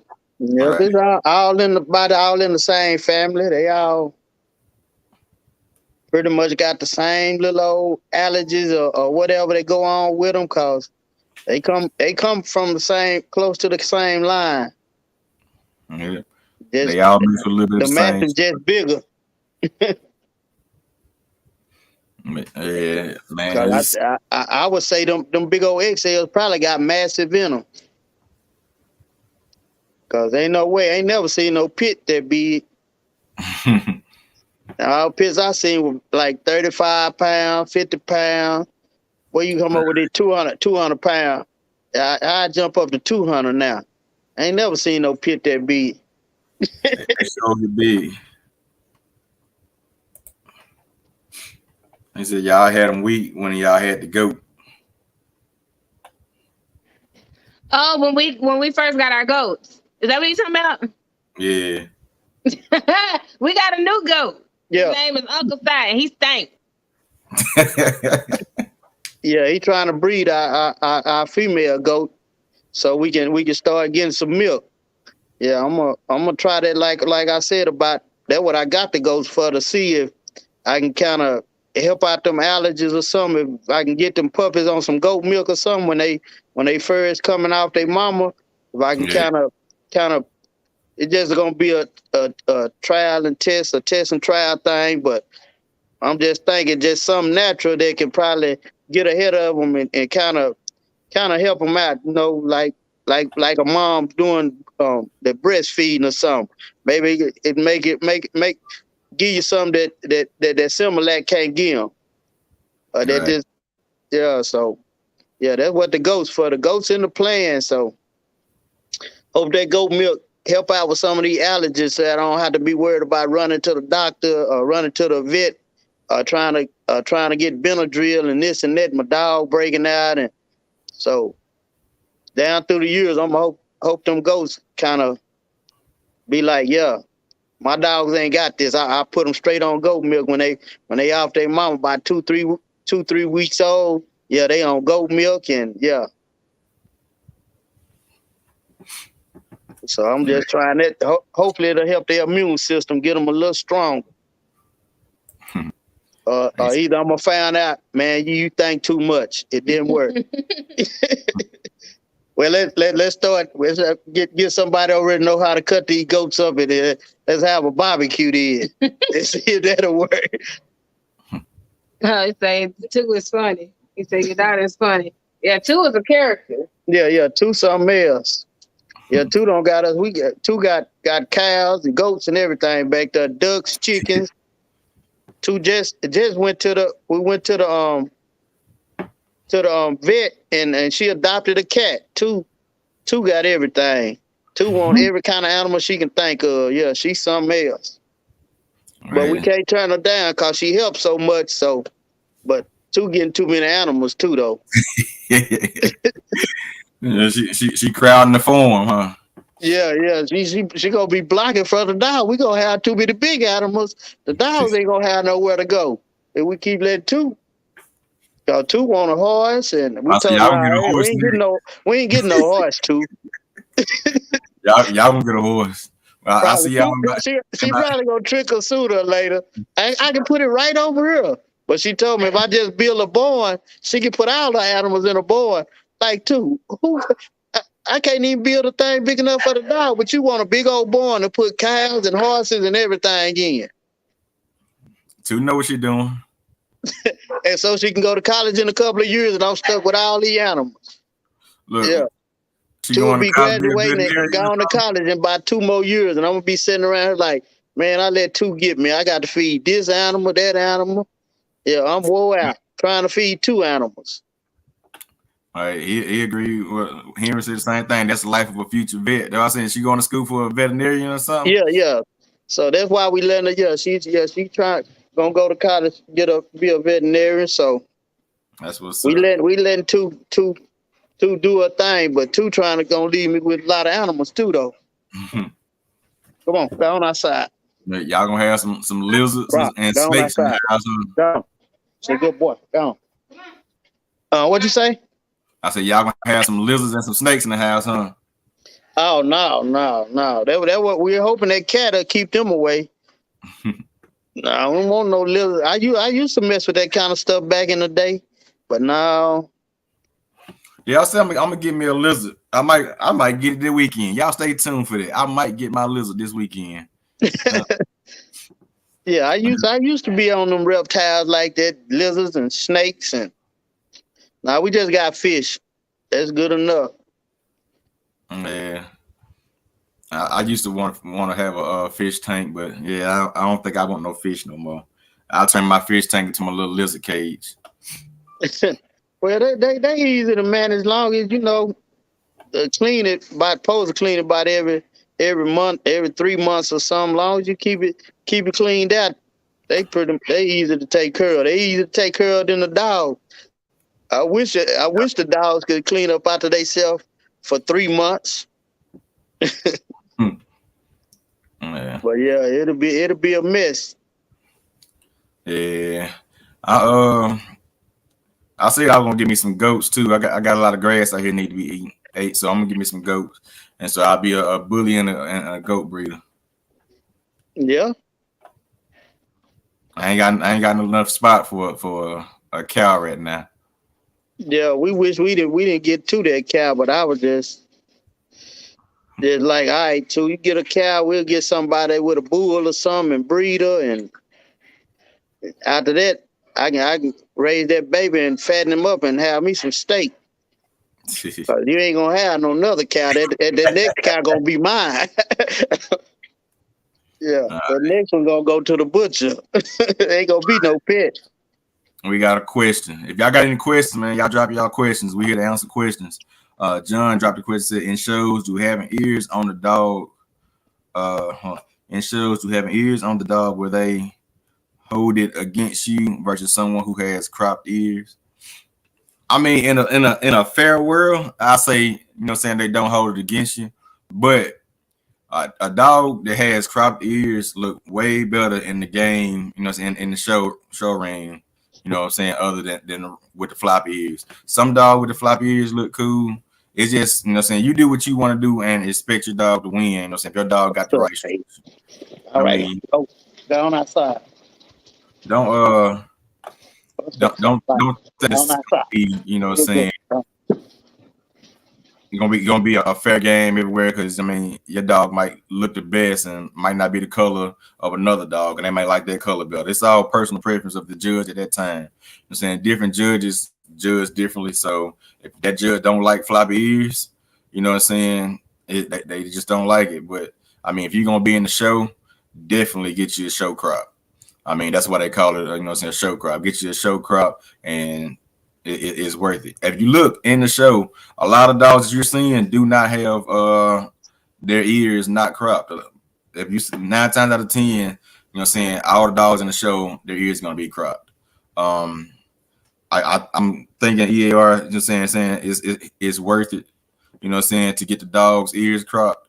I think it's worth it, you know what I'm saying. So definitely, you know what I'm saying, do the ears, and don't even have to worry about, you know what I'm saying, them holding it against you. If you're gonna show, if you're just gonna have a dog at the house and you're gonna breed it, it's gonna have the structure and everything, that's that. But if you're gonna put it in the show, it's worth it to go ahead and crop your dog ears. And that's my take on it. Will they hold it against you? For the answer to your question, so it just depends on the judge. You know, some of them will, some of them won't. But it's personal preference when it comes to a judge. You know what I'm saying? I would like to say they do it to the standard, but you know what I'm saying, it ain't like that out here. And it depends on what registry you're going with. You know, some a lot worse than others. But that's what I'm doing my research on now, is different registries. But I mean, cropping your dog ears, man, is definitely a plus. It doesn't hinder them. It helps them. But make sure you're doing it, you know, getting somebody to do it the right way. Because there's a lot of dogs, they cutting all the ear off. That is not how you do it. That's a battle crop. It's the battle crop. That's a battle crop. You don't want, you know what I'm saying, the battle crop. You want a show crop, you know what I'm saying, and that'll be it. Hopefully that answers your question. The next question is, Henry said, do you think there's a lot of favoritism in the ring? What do you think about that? You done been to what you think about that question right there, Mr. PPK? You think it's a lot of favoritism in the ring? Well, yeah, it's a lot of favoritism. So yeah, you got to know how to work stuff to your advantage. Cause some handlers, they get more they get the judge looking at them more, cause they probably known or whatever, or they probably be their friends. So it's good to pay attention which handler be studied getting first place, cause sometimes that don't be the best dog in the ring, but it's just because that person used that handler. So yeah, it's a good buddy system going on. But sometimes the good dog do win, but like 9 out of 10, yeah, you would want to figure out which handler to go on and to make it easy for your dog. Not that you buying it, but if you want to make it there quick, if you can get in that circle and use that right handler, yeah, you can get, yeah. So to answer your question, yeah, it is some favoritism, cause it is down here, but I don't know, it might be different when you go to different states, but down here in Texas, in this region, yeah, they got a buddy system, and if you ain't in that clique, it's gonna be kind of hard. So if you ain't in that clique, you got to know which one of them handlers to get on your side or get in your back pocket or whatever. Yep. I agree with it, man. Just it's favoritism in there, and there's also a lot of hate in the, you know what I'm saying? Yeah. Somebody know that's your dog, they're not gonna let your dog win because they dislike you. So I was watching somebody else's video the other day, and it's like he don't let nobody know that's his dog in the ring. He let somebody else show his dogs, and you know what I'm saying, his dogs win, and then at the end of the day, bam, he takes his dog and be like, "Yep, my dog won everything." You try to keep him down, and he wins anyway because his dog is, you know, what I'm saying, structurally sound. But being that they don't like him, they don't want him to win, so they let, you know, what I'm saying, him. He lets other people handle his dogs, and he doesn't. When he goes to the show, he never walks in with his dog. From the time he gets there, he lets somebody else handle his dogs and showcase his dog, and that's what he does, and that's how he wins because nobody wants to see him win because he's very vocal and he goes against, you know what I'm saying, certain people that don't stand for, you know what I'm saying, positivity and the right side of things. So they kind of, you know, them blacklist them. But I mean, you can't help to give a dog that's a winner, you know what I'm saying, is due. So you can't. Yep, some dogs can't be denied, but right. Henry said, "Do you think it's more so the handler or the owner?" Like that can go both ways. A handler will win, like you said. A handler can win you a show. You know what I'm saying? But as an owner, if you're a well-known owner, they're looking at your dog more. If you're known for having champions, you know what I'm saying, they're looking at your dog and, hey, this dog is from a winning group. Boom. If they feel good about you, they're gonna help you out. You know, I said it's tough to get in there, but don't let that discourage you. We talked on this a couple shows back. Don't let, you know what I'm saying, the negativity of other people discourage you from showing your dog. If you feel like your dog deserves to be in the ring, put your dog in the ring. There's nothing, you can't win if you ain't in. You know what I'm saying? I'll say that. You can't win if you ain't in. So put yourself out there. Keep going. Yeah. But yeah, well, I'm just saying that, but if you want to get on that fast track, yeah, if you want to be one of them ones that champed out in one show, you're gonna have to be with the right people. Yeah. You be there with the big ribbon and, oh, my dog a champion. Won it all. Yeah. Which the way you gotta move is, I mean, it's hard just having the best dog and winning. You gotta have the best dog. You gotta have the best attitude. You gotta be out there and network and get into the circles and let people know who you are, because they don't want new in the game, in a sense. You know what I'm saying? That you being new, that they ain't trying to, you know what I'm saying, put you on. They trying to keep they people on. They ain't trying to put somebody outside of their circle on. Nah, cause that mean you on their level. Once your dog get up there champion, yeah, you your stud feet can mess with their stud feet now. So yeah. So yeah, they don't want. That's the thing. They don't want the competition. Your dog might look better, but that buddy system ain't gonna just let you in that easy. All right, man. Hearing you right, like I said. You know what I'm saying, like the lotto, you got to be in it to win it. You know what I'm saying? You'll never win a show if you don't get in the show. So, I mean, for me, my first time, you know what I'm saying, showing or whatever, which I ain't showed yet, if I come in third place, second or third place, even if it ain't first place, I'm happy because I know I got something, you know what I'm saying, worth looking at. You know, like first place is pretty much always a shoe-in 9 times out of 10, but that second and third, you know what I'm saying, you got chances to get up in there. Yeah, you know it's there. You got the potential there. So you just have to work on it. Even have your a handler that's bold enough to go to the judge and ask, why did that other dog win? What did you see with my dog? So that handler know if the handler did something wrong, or the handler can let you know that it's some kind of flaws going on with your dog that the judge say that it can be corrected, or your dog ain't gonna go that far. So yeah, you just have to have somebody bold enough to go on and ask them before you just spinning your wheels and be like, why you didn't pick my dog? I know my dog was better looking. And some of them go on and tell them, and your handler come back and tell you where the judge said this what was going on with your dog, and that's why they didn't pick your dog. Maybe your dog didn't have as much energy, or his gait didn't look that good. So the dog, your dog not mature enough. The other dog had more mass or he can see the more maturity in the other dog or something. But you got to have that kind of handler that's bold enough to go to that judge and ask them why I get second. Why did you get other dog first? So, like I said, it's on that handler, and you have to sit back and peep which handler really got that drive to where they ain't gonna go to where they gonna make the judge mad, but they got a relationship to where they go right to that judge and talk to him and get the answers that they need. So, yeah, you gonna go a few times, but when you go, just keep your eyes open and be watching for little stuff. Yep. The ones that talk to the judge out there, they got a relationship instead of the ones that just walk out the ring mad all the time.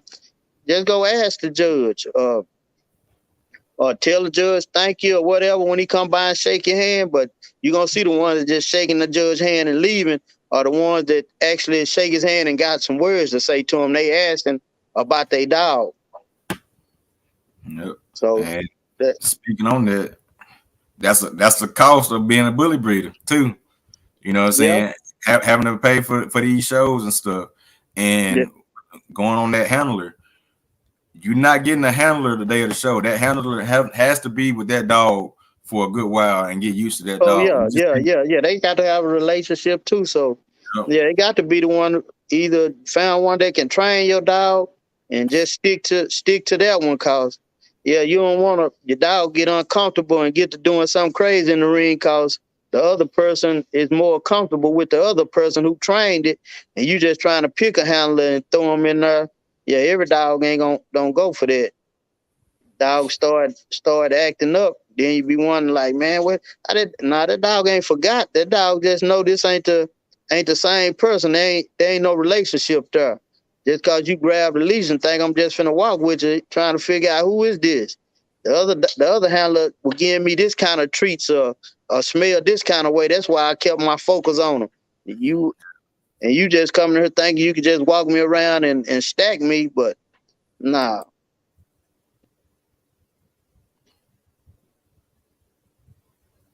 Yeah. It sounds like they want you to register, but not to champ out.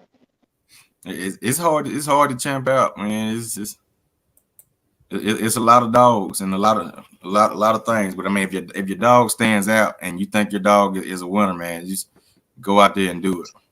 Yeah, you can do it. It's just like you say, you just getting in the right place, and then you got to know the maturity of your dog. Like when your dog in that 6 to 9 months, you don't. Even though we put our dog in there at 6 months and he won, but we were just trying to get him an experience. But he ended up winning 2 on first place ribbons, even though we ain't been back.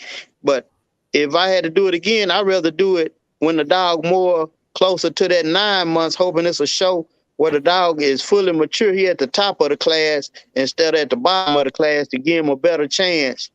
When you got the 6 to 9 and then you got the 9 to 12 months, I would want my dog to be a little bit at the top of the 12 months, and then you got the 1 year to the 2 years.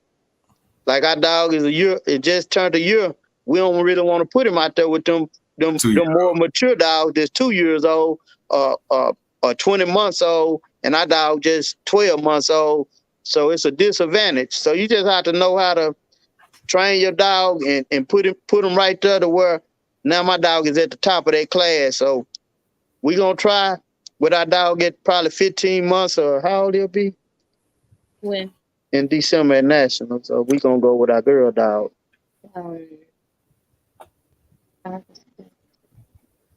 Yeah, maybe 15 months. Yeah, so we thinking about putting our boy dog in there at 15 months, but that's still a chance when you got dogs that's 23, could be 23 months, and your dog 15 months. So yeah, so it you got to play it with the age and all that, cause they got them gaps in there. The 6 to 9, yeah, you can kind of get in there and fight with that. But when you start getting up to that 1 year to 2 year, that's a big old gap. Even 9 to 12 months, you still got a chance in there. as long as your dog probably at 10 months or 11 months old, it's kind of in the middle or at the top of the. So I would say just make sure your dog is mature and your dog got a chance. But I think if the dog is undeniable, they ain't gonna be able. They can act like they don't see him. But Right. Everybody in the show start talking in. Like, ain't no yeah, way that dog want you yeah, here. Ain't yeah. no They way that can't dog just. just going. That's what I'm talking about, Mr. H. He said, well, me and Cookie Monster gonna show them the business. The business. Yeah, Handle it then. yeah. Just, like I Oh, say, just know them ages and work, give her the best chance. And then the girl dog, yeah, them girl dogs, man, they got a better chance too. Them boy dogs, you know how the boys pop way different than the girls, and yeah. I think it's harder probably to champ out a boy dog than it is a girl dog. But you champ out that boy dog, you know that stud feet on went up 2,500 and probably can jump. So yeah, they don't want you to get off into that to where you can start charging 25, 4,000, 3,500 or whatever and get on up there. So yeah, it's pretty hard. You got to really have a boy that got that wire about him. Yep. Let's see. Y'all got any more questions over there in the comments? Y'all let us know. But yeah, Now, my wife said earlier. Henry asked about the stud, something about the stud fee. well, we answered that was about the stud fee for the Let me go back to it. Yeah. Does the stud fee matter? Yeah, when you do the AI and the surgical, and you Oh, come in, all right. you come in and say, you know what I'm saying, if it's the if you like say if you buying champion stud, you want that surgical done because you don't want to be waiting. Yeah, the question after that. Yeah, notice it. Does the stud price matter? That pretty much the stud price, if you buying a champion stud, you ain't trying to shortcut it. If you spend a little less money, you know what I'm saying, then, and also if the person is closer, you know what I'm saying, then you can do a regular AI for the stud price of $1,000 stud or a $1,500 stud. But if you dealing with somebody that's sitting from California or something, yeah, that you definitely want to do a surgical over a regular AI for that stud price. So yeah, it matters. Yeah, she said I think he was asking a question about, I guess, if it's high, if it's a high stud fee or something like that. I don't know what you think he was asking. Henry, can you clarify your question so we can know exactly how to address it? Yeah, that stud fee, it can add up, and then that shipping, you can't get it back, cause I don't know if I should say something right now about it, but since I don't start it, I just say a little bit. Yeah, we had a situation come up with some sperm that was shipped, and it had cost us like $400 some dollars to get shipped. And when we made it there to do the surgical, the all the what you call it were dead. When they got the dog up there and got ready to do it, the sperm had made it there the day before we went there. So the sperm had been sitting out about a day and a half. They hadn't put it in the fridge or nothing. It's just still in the box with the little packages on it, with the cool packs on it. So they don't let all the sperm cells die in there. And looking under the mic, it's some barely moving. They talking about, do you still want to pay to put this this half dead sperm Right. off in my dog? I'm gonna pay you $300 some to put some half dead sperm in my dog? No. So that was a loss, and then had to pay it. Had to get it shipped. Had to redo it for the next day. So, and the way we did that, instead of, we couldn't since it was on Saturday, she couldn't they couldn't they couldn't find no shipper for Sunday, so she had to catch a flight that cost about almost $400, 300. I think it was $300 and some dollars a flight there and back. So she had to go get the sperm herself, and I had to pick her back up at the airport the next morning to go back to the vet to do it. But once we confirm, she gonna tell y'all about that. So man, that was pretty wild there. That's why I say it cost about $1,600 just to get the sperm in the dog. Cause we ended up losing $400. Then turned around and spent another $400. Had to fly to go get the sperm because the other sperm was dead, and then had to pay. Now we had to pay extra for the surgery. The surgery that would have cost $300, now it costs $700 because they got to come at some special hour. The price don't double up on the surgery and everything. So, yeah. And and that's what he was saying. He was saying basically, Yeah, that was some money that wasn't expected. That was $1,100 that wasn't even counted for. Like, oh man, we weren't expecting to spend this money today. So yeah, that stuff is woo. Dogs are real tricky, so it ain't cheap. And now we just hoping day 30, hoping she pregnant. right? Well, we know she pregnant, all right, and we ain't hoping. We know she pregnant. And tell God me, is good. We know she pregnant. right. All that we don't went through. He commented. He said basically he was asking what dollar amount would he do a AI versus surgical. Oh, And that's what I was saying. Like, oh, the dollar amount. So, like we said, you can pay for a surgical. Where we can go get it at is you can pay $300 for a surgical, but then you turn around and you do the AI. The AI is like $65 each time, and you got to do that 3 times. So you add that up, that's still almost $200. That's $195. So why you don't just put the other $105 with it and get the surgical? Because I think you got a better percentage than doing 3 AIs than to do the surgical.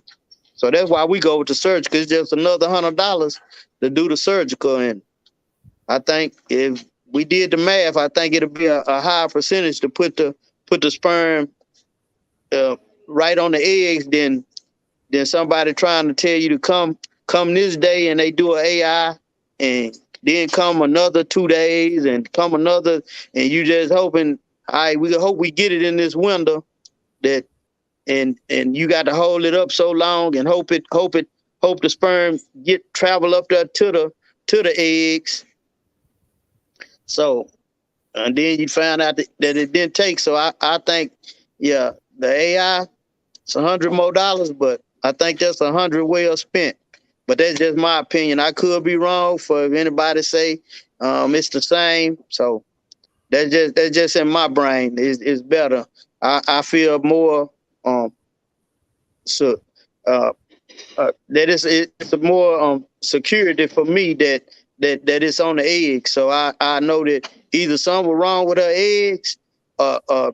We looked at this sperm up under the scope, so the sperm had plenty of swimmers. It would test it, so I think the chances is very high. Yeah. And that's what, if you going and like you dealing with somebody that you got to have it shipped in or it's not local, surgical definitely the way to go no matter what. With me, if I'm close, you know what I'm saying, like, you know, right down the road, then I might do the AI because I do my own AIs, you know what I'm saying? So I ain't got to worry about going to. Oh, so yeah. See, if you got all that kind of stuff to where you got you putting it under the scope and you got all your scrawls or whatever it is that you do the AIs with, you good. Yeah, I had to learn how to do them because I mean I couldn't keep going back and forth to a vet just to do AI when I can do it myself. When all they doing is simply just taking it, pulling it, and putting it out there. And so that's what I did. Invest in some good equipment, and that'll save you some money. That'll be a cost, you know what I'm saying, of saving. Like for me, doing it, even having my own dogs here. Like y'all know, I had Rocco and Afe. He tied up with her twice, but I felt like I needed to go ahead and do AIs on her anyway because I wanted to be sure that I got it right. And like I said, so I mean they had 10 puppies, you know what I'm saying? They didn't make it, but you know, because it was early, but hey, I did something right in the sense where she did have she got pregnant. Yeah, she did take, but like I said, if it's close, you know what I'm saying, it is you know what I'm saying, if you can do your own AIs, it's cheaper. And but if you're gonna spend money on a stud fee, I go ahead and say if you spend any money on a stud fee, then you want to be the surgical is the most sure way. You know what I'm saying? Because doing AIs, they can lose it. You know what I'm saying? Yeah, you know what I'm saying? It's not a guarantee that it takes all that, but that surgical, they dropping it right there on the eggs. Ain't no if it make it down there. It's down there, and you know what I'm saying. It should be good to go. And surgicals, I believe, give you more prosperous litters. Like you're not gonna have small litters if you're doing surgicals because most of the sperm, you know what I'm saying, is not being lost. It's all getting dropped right there on the eggs. So whatever eggs she got to give, let it hit it and be done. But definitely, just going for it. Which and I'm gonna tell you, my vet told me. I said, how much for AI? They said $375. I said, okay. How much for the surgical? They said $400. Which one you think I'm gonna do? You charge me $375 for the AIs, but you're gonna charge me $400 for a surgical. I might as well go ahead and do the surgical. Do the surgical, yeah. Like you said, it's you know, it's $100 difference if you're doing it. You know what I'm saying, like that. But definitely, I mean, if it's not a big drastic difference, and then if you really want to do it, you know what I'm saying, want puppies, if you can spend the money for the surgicals, that's why we say these dogs ain't cheap. You know what I'm saying? Everybody want $500,000 dog. It's more than that put into these dogs. So, you know, you're gonna put your money into it, you get your money out of it. Don't lower your price. Cause we did that first time we tried to breed our dog, we did the AI wasted $1,500 and we didn't do the right progesterone, did we? Yeah. Then we found out we didn't do the right progesterone, so we don't know if she was ready or not, but we did waste $1,500 and then he's sitting up pumping this stuff in him, and she didn't even get pregnant. I was just hoping, like I said probably on the first one, just hoping for one puppy. Right. It's just like bad. So yeah, the last 2 times since that, yeah, we've been going with the surgical cause it don't feel good when you don't pay $1,500 for a stud fee and your dog don't get pregnant. Right. We had Hector Flores like the thing. So appreciate you for tuning in, Hector. I see you liked it. You know what I'm saying? We looking at it. But yeah, just I'm gonna answer your question real quick, top notch. But for me, when I got the Rocco Faye litter, I didn't do a progesterone test. I'm not gonna lie to you. I didn't do a progesterone. What I did was from first blood, I counted my days. I did it the old-fashioned way. I counted my days. I did. Actually, they locked up on day 4. That I said he locked up twice on day 4 and day 12. They locked up, but day 10 when it was time to get going, he couldn't lock up with her. So I shot her up with AI on day 10 and day 11, and then day 12 they locked up, and then day 13 I shot him up again. Hey, so I mean, I did what I had to do to make sure I was getting some puppies, and that's what you got to do. Yeah. But just wanted to share that was one time that I did not do the progesterone. I mean that I went off of the old fashioned way. Top notch wanted that. He said any advice on YouTube, and he just started. The editing stuff like that. Turn your phone sideways. Do your recording horizontal. Do not record vertical unless you are doing a short. You get better coverage if you turn your phone sideways. Number Facts. 2, thumbnails are everything.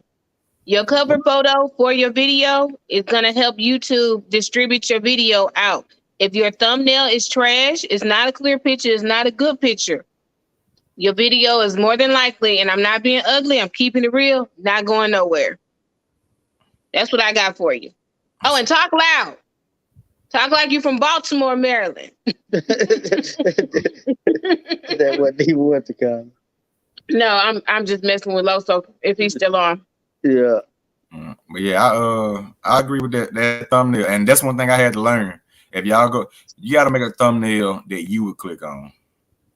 You know, like something that gotta be attractive to the eye, because 9 times out of 10, when somebody's watching a video and your thumbnail is suggested over there in the right, everybody's looking at those pictures over there like, what I want to click on? Oh, that looks good. Let me click on that.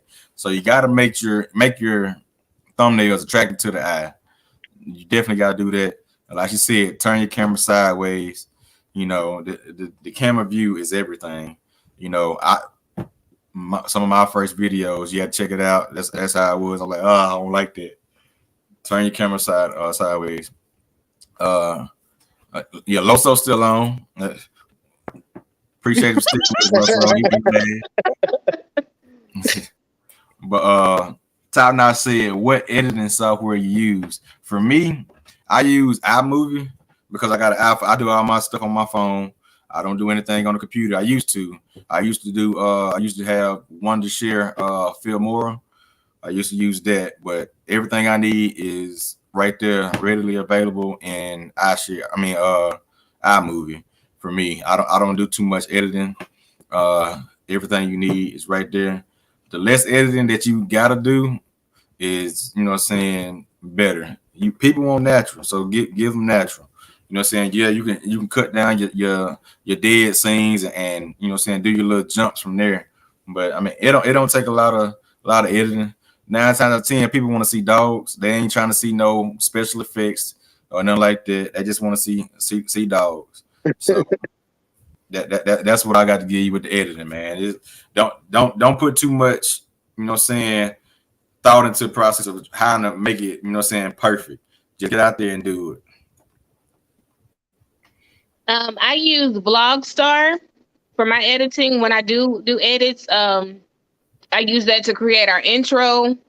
Because if you notice, we have the same intro right now. Might change that up in a few months, not really sure. That's like, I think it's like our 3rd intro that we've had, but I use Vlogstar to create that. And then I also use that for like our transitions, the closings and stuff like that. For the most part, I do add in little things here and there, like little funny stuff or stuff like that, just to kind of keep people's attention. Because what I found on our videos, when you look at your analytics in YouTube Studio, Top Notch, if you don't have YouTube Studio, definitely download that as well so you can keep track of your analytics. But what I have found is if I make a video that's about 5 minutes long, I hold attention for about 2.5 minutes on average. And I'm just going to keep it real when I look at our analytics of most videos. And so I try to add in different little funny stuff and, you know, things like that. When I don't have to do my natural animation, I add in graphic animation to kind of keep attention, keep it funny, stuff like that. Nobody's going to be as funny as Two is on the videos because Two is she's the one of a kind. But she thinks she's growing up and going to work and stuff like that. So that's what I use. So, and like to piggyback on what Jonathan was saying, yeah, you definitely want to try and limit the edits per se, as in not making it look natural. Because like he said, what people want to see is what you're doing in your everyday life with your dogs. I don't like showing dirty kennels. That's just Miss PVBK thing.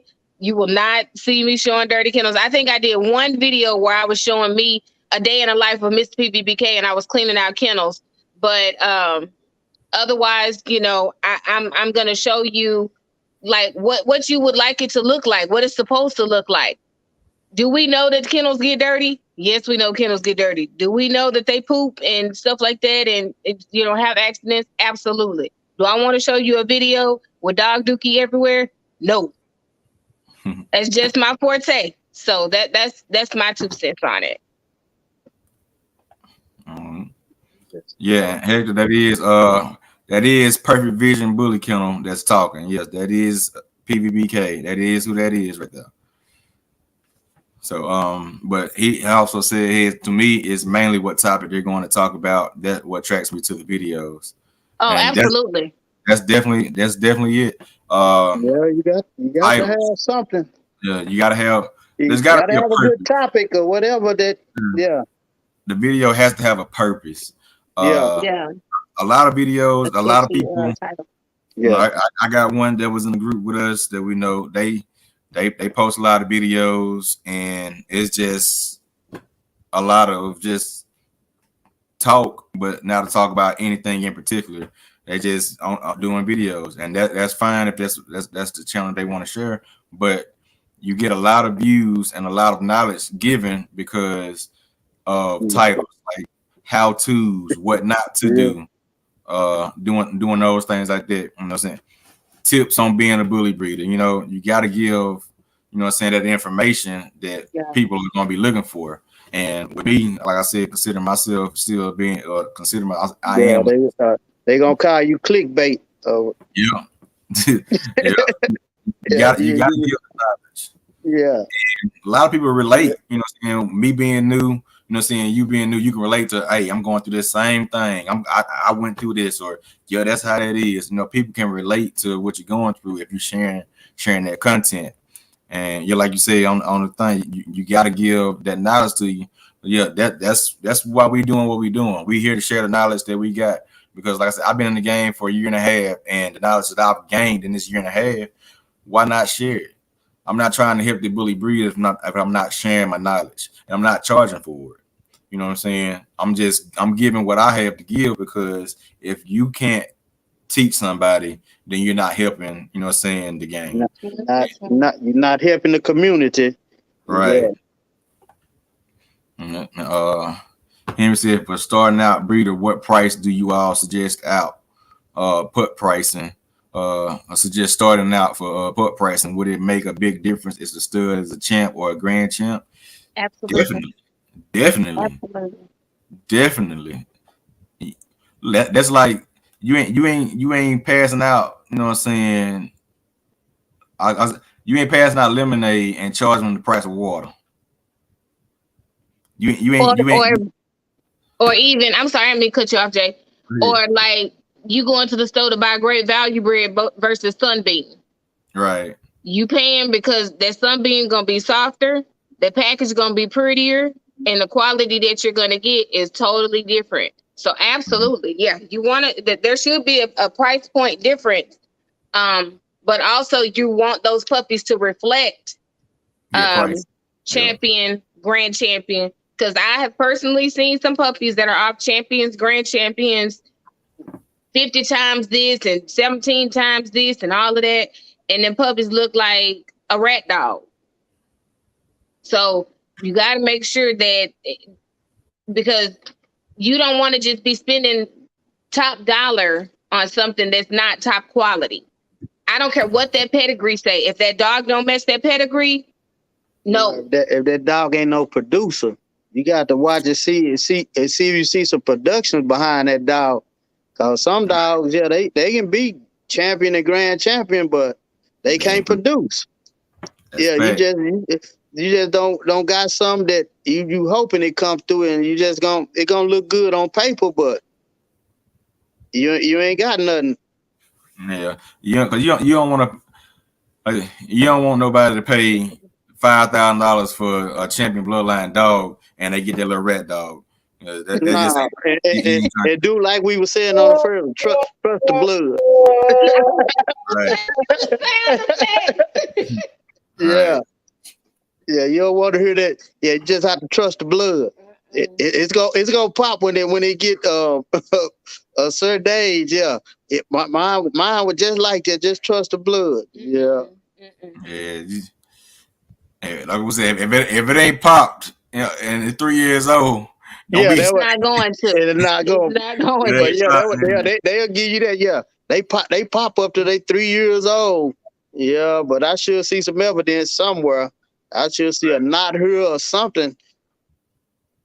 Yeah, so And definitely. yes, Hector, I'm sorry. I keep interrupting you, Jay. I ain't even Nah, on you camera. good. I keep interrupting you. You good. Now I was gonna speak to Hector. I was gonna say, yes, this is Miss PVBK. I'm not on camera today. I'm working and I look kind of dusty. So I'm gonna let Mr. PVBK take the forefront. But yeah, starting out price. If you in the bully game and you got actual bullies, I don't think anybody prices to be less than 1,500. That's just me being honest. Like nothing should be less than 1,500. I mean, if you set your price of what you want to be, but an actual bully, and that's still cheap. I mean, That's very cheap. Yeah, that's very cheap. That's very cheap. Yeah, I say, yeah, that's somewhere 2,000, 2,500. yeah. I had to set my price at in a sense of what you're trying to do. You get what you think it's worth. Now, if your dog come out looking like a rat dog, if you can get $1,500 for your rat dog, then you go ahead and get that 1,500.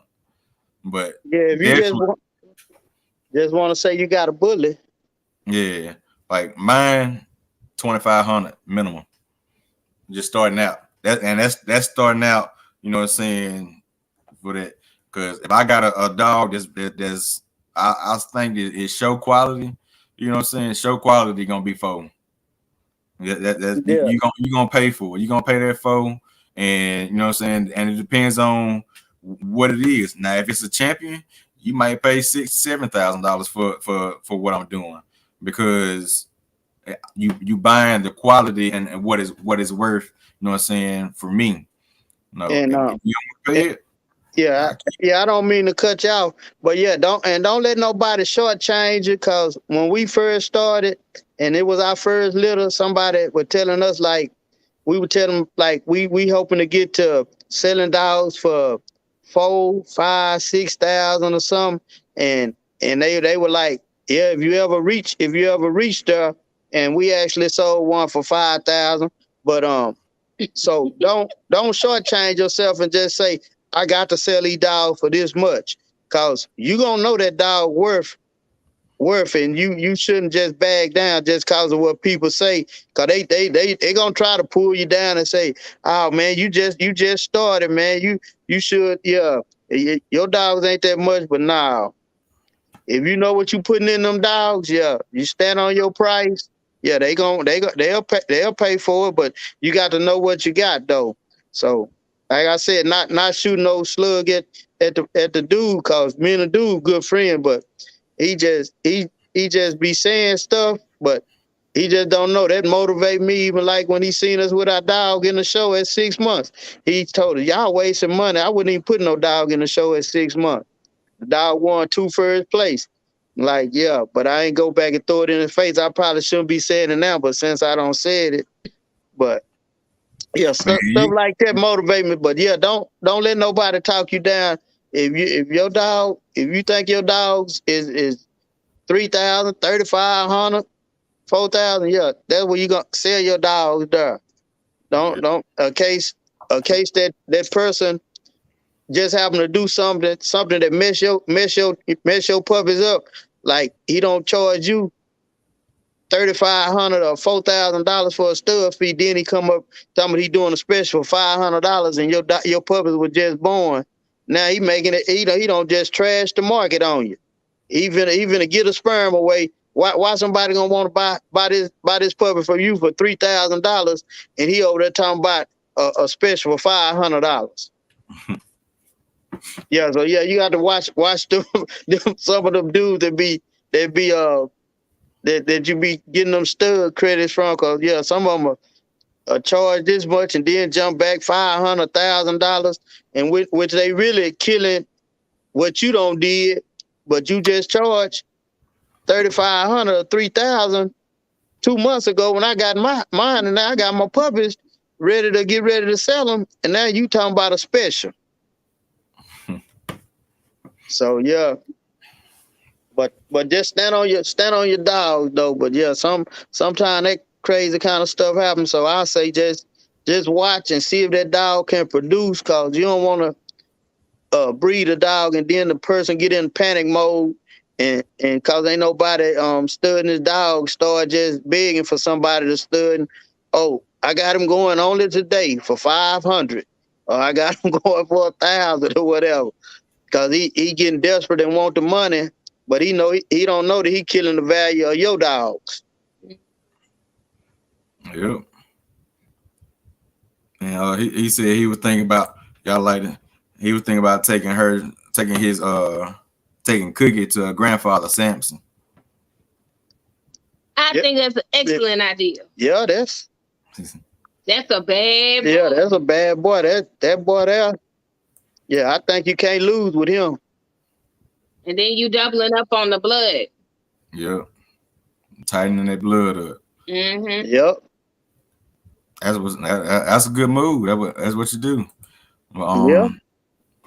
Top Notch said Miss PBK, same software. Same software for thumbnails. Is that the software that you use for your thumbnails? For my thumbnails, I use PhotoGrid. Now you are gonna change. You're gonna edit and change out your thumbnail through YouTube Editor, but for my thumbnails, I use PhotoGrid because I can watermark with it. I can rotate the pictures how I want to. I can zoom them in, zoom them out. I can add words. I can add pictures to it. So PhotoGrid is my go-to for my thumbnails. You definitely, absolutely, and this is for everybody, watermark your pictures.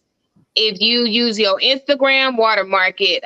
Facebook, watermark it. If you want to put the name of your kennel, the initials of your kennel, watermark your pictures. And I found that out because a lot of scammers are out here and they will take your dog pictures. And if you don't have it watermarked, they're going to take those and they're going to distribute them out and pretend like they selling your dogs that they do not have for dirt cheap. Yeah. And get somebody's money. So you want to watermark all of your pictures. But yeah, I use PhotoGrid and I do pay for the monthly subscription. I think it's like $5 a month because it gives you access to basically do everything. So PhotoGrid is my go-to on my thumbnail to do my thumbnail pictures because it gives you the option to do your ratio.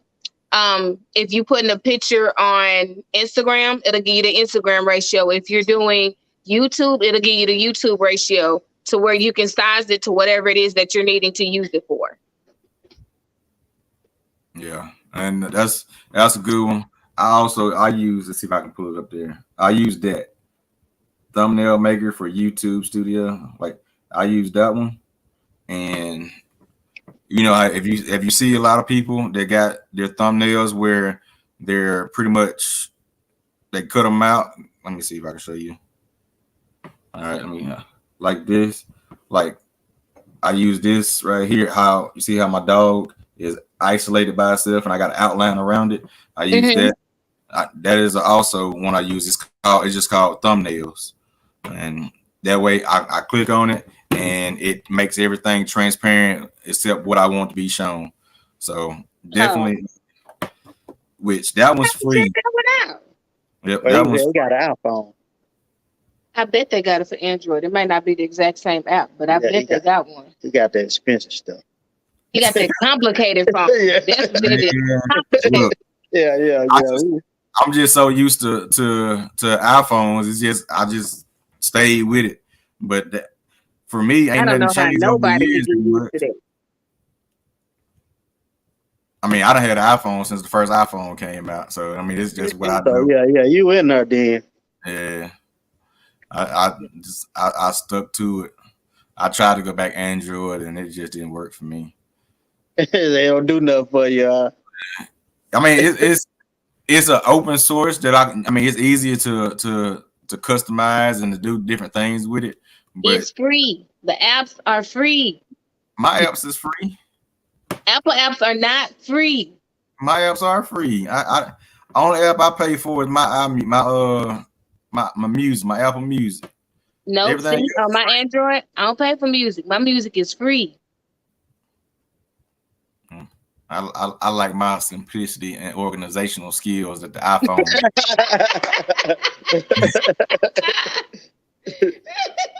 It's more organized, huh? Yeah, You just pull stuff down. It's just it's got a there, whole it's a whole lot of stuff on there. That's why I get confusing.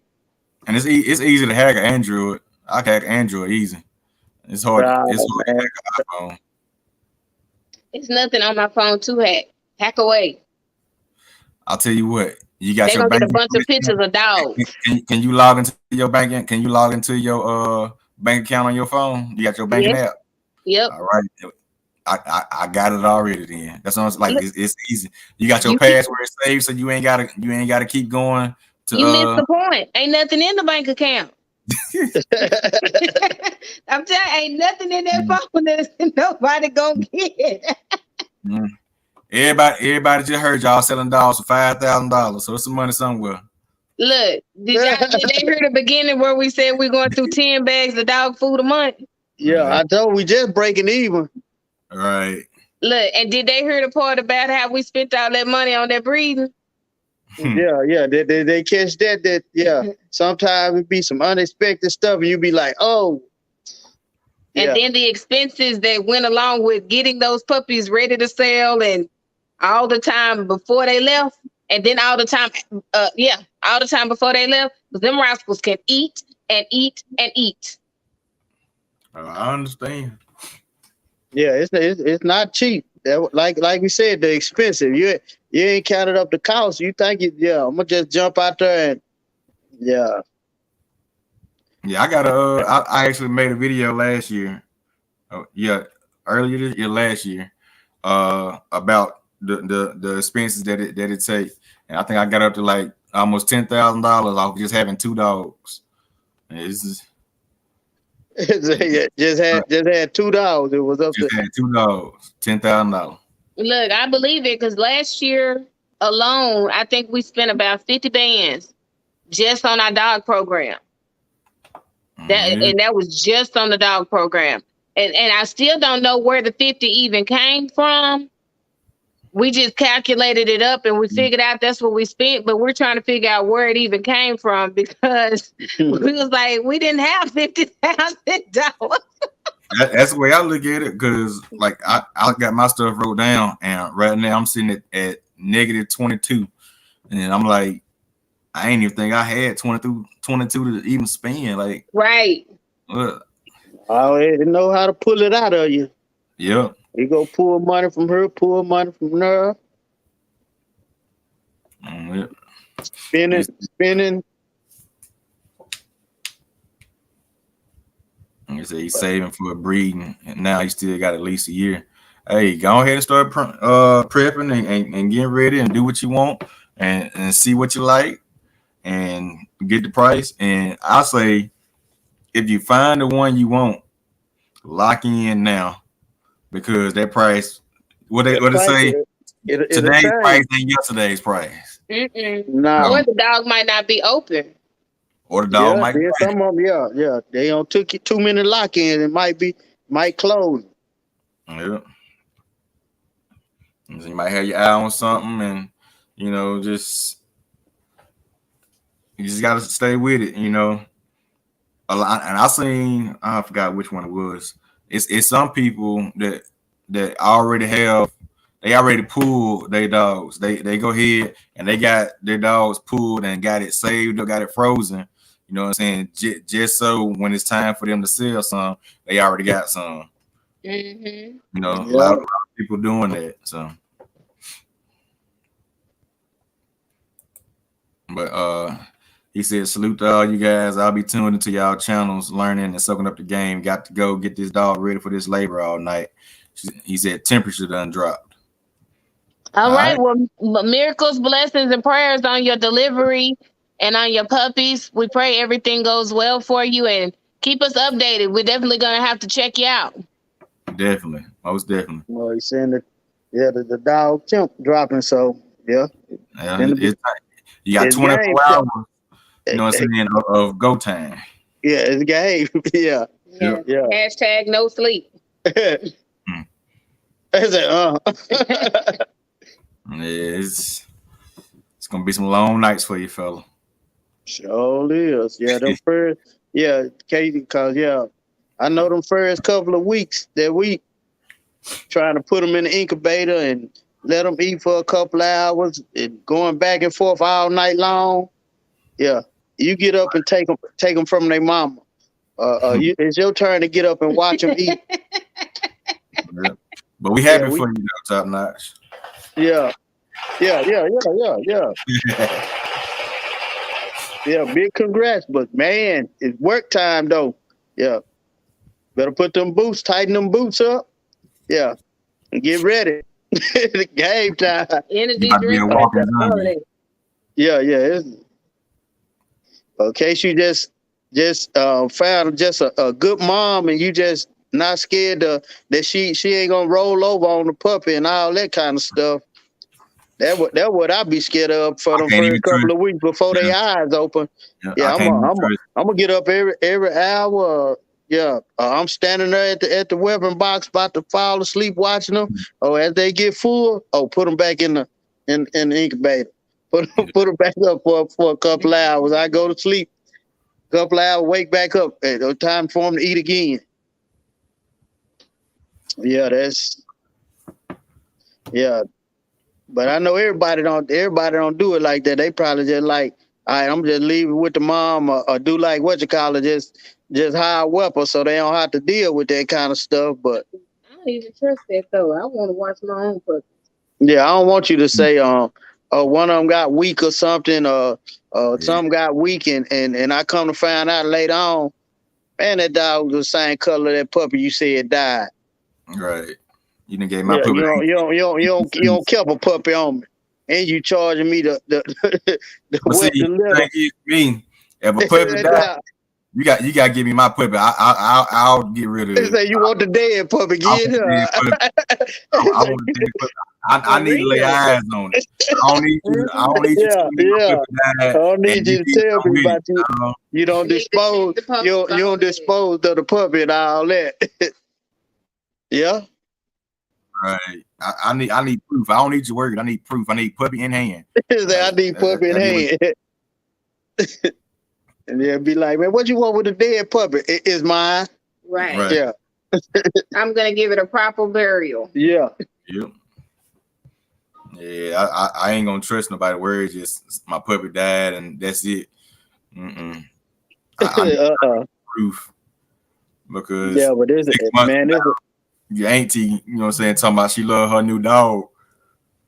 Man, it look like my old dog. Man, it look like one about the same color, look like about the same size as mine. Everything. Yeah, I got trust issues. I'm trying to. Yeah. You ain't dealing with no $30, no $50 pit. So yeah. And if you steal one of them, that ain't no problem. Rat dog. Yeah, they're a rat dog.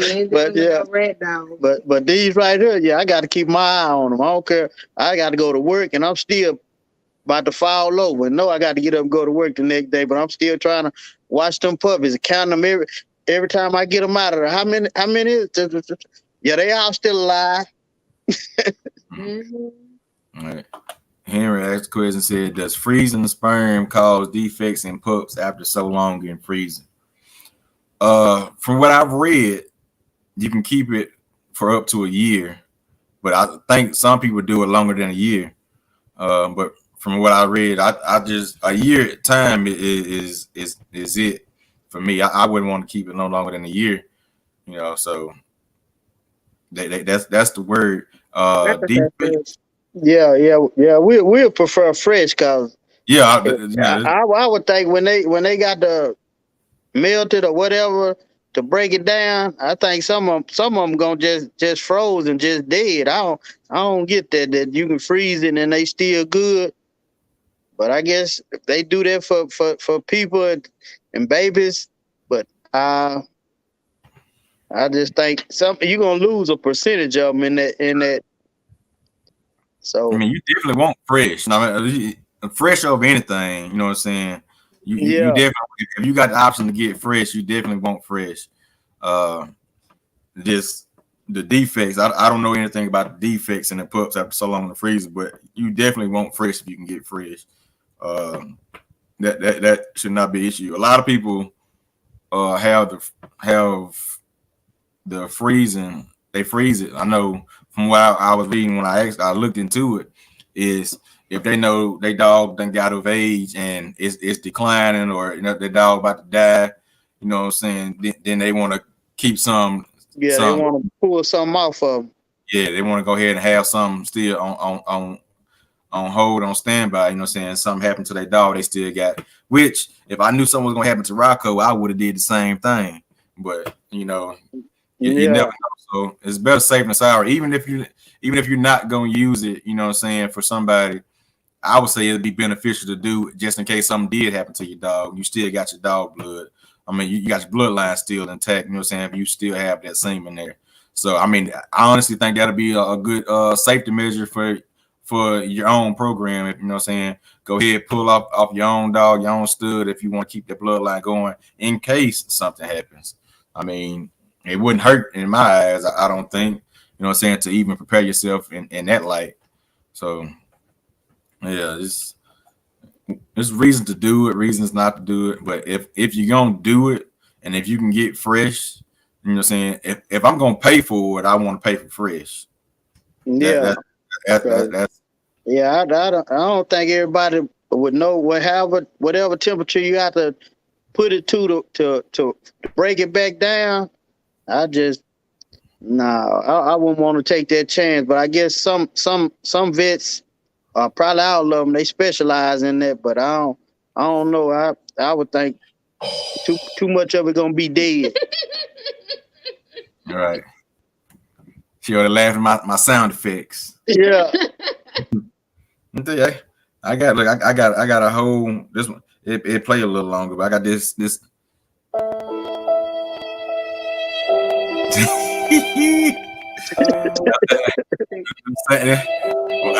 play that when money the dollars don't hit your pockets. You play that right there. Yeah, they gonna do that pretty regular, unexpected. Yeah. Yeah. It's definitely it's definitely beneficial, you know what I'm saying, to in terms of freezing, but I would prefer fresh any day over frozen if I got the option, if I got the choice, you know. So, but 9 times out of 10, if it's coming from overseas, it's probably gonna be frozen. That's why I have yet to talk myself into doing that one. Yeah, if it's coming from overseas, it's probably gonna be frozen, and that's more than a day's trip. And because I mean, you can get it and it be locked up in customs for a couple of days, and you screwed. You paid all that money, and customs, you know what I'm saying, want to open it up and go through it and do whatever, and it's true. That's the reason why I won't even deal with overseas. Now, shipping a puppy is one thing, but the semen, that's a whole different ball game right there. And I'll say this, Mr. H, when it comes down to God dang it, I forgot what I was about to say. I say this and then I forgot what I was gonna say. That's all bad. I remember now. For the defects, what I would say as far as the defects go, I'm not really sure on if it is something that happens because of frozen semen, but when it comes down to breeding your dog, your female, you want to make sure that they get enough folic acid, but not too much folic acid. You want to make sure they're getting all the necessary vitamins that they're supposed to get. You don't want to go overboard. I believe it's with vitamin C when your dogs are pregnant, because then what you end up looking at is that's when the defects come in, is like the cleft palates and where their bones are not strong and stuff like that. So that's something that would be a major word of advice to give, is when you are doing breedings with your female, make sure that she is on all applicable vitamins, because that will make or break your litter health wise. Make sure mama has been wormed prior to breeding, and I believe it's 2 weeks prior to delivery, if I'm not mistaken.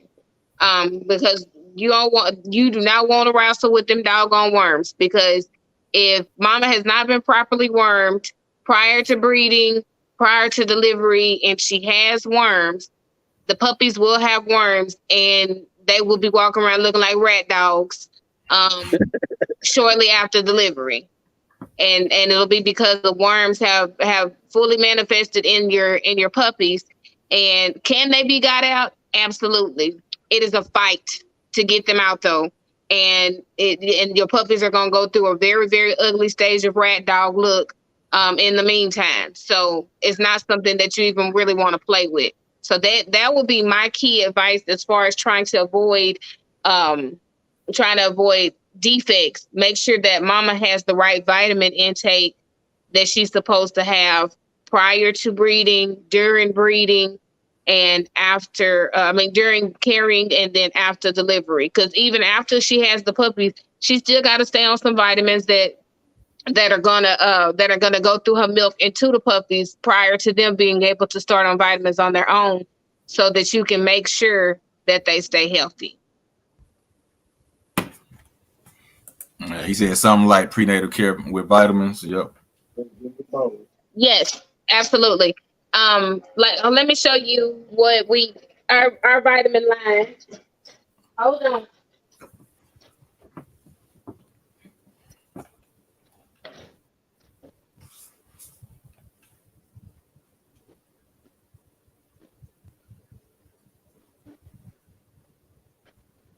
I'm coming, y'all. I'm looking for one more. I'm waiting. Hold on. We're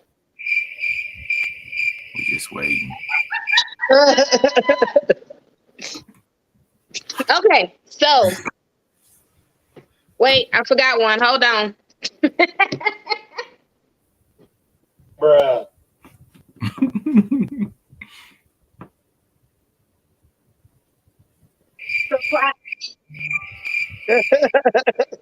Ha. Okay, so prior to breeding, when you're about 30 days out on her heat, which you may not know the very first heat because it's her first heat, so you don't know at what time frame you're looking at.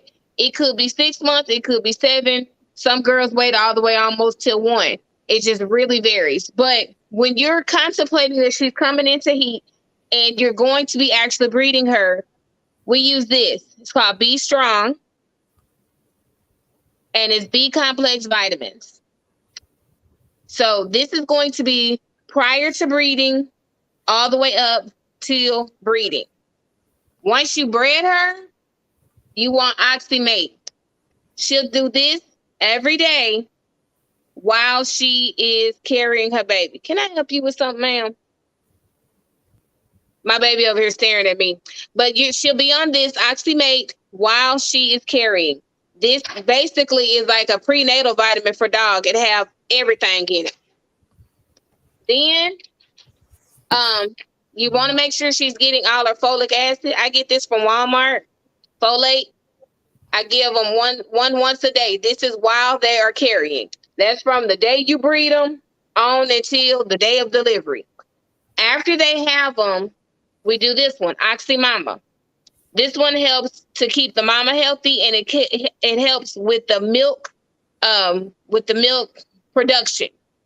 So because sometimes the mamas will have issues with producing milk, this helps with milk production, Oxymama. And you're gonna do this all the way through through when you get ready to wean the puppies off.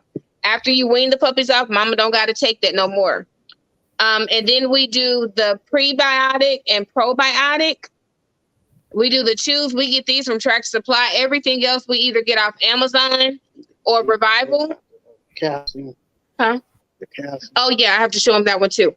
But the prebiotic and the probiotic, that one is just really healthy for keeping mom healthy and keeping all of her body weight stabilized and everything like that. because the puppies are going to be sucking the life out of her when she have them. And so you want to make sure she's on vitamins that are helping her as well. And I got one more I got to show y'all for when you're weaning the puppies. I mean, for when mom's whelping.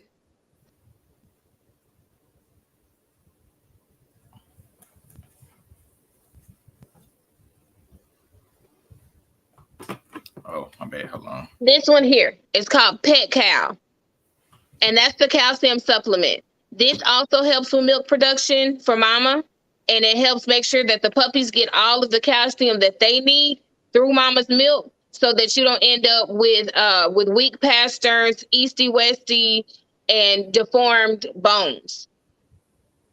So you want to give this to mama while she is carrying. So she's getting the calcium that she needs for the puppies while she's carrying. So this is for mama while she is carrying. You can also give it to mama after she has the puppies to make sure she's able to still produce the milk that she needs to. He said he can't really see the pictures, so just text the pictures to his cell. And he said that's a lot. He said when it's time, he gonna let you talk to Erica through that part. You know I got y'all. I already got y'all. Y'all know I got y'all.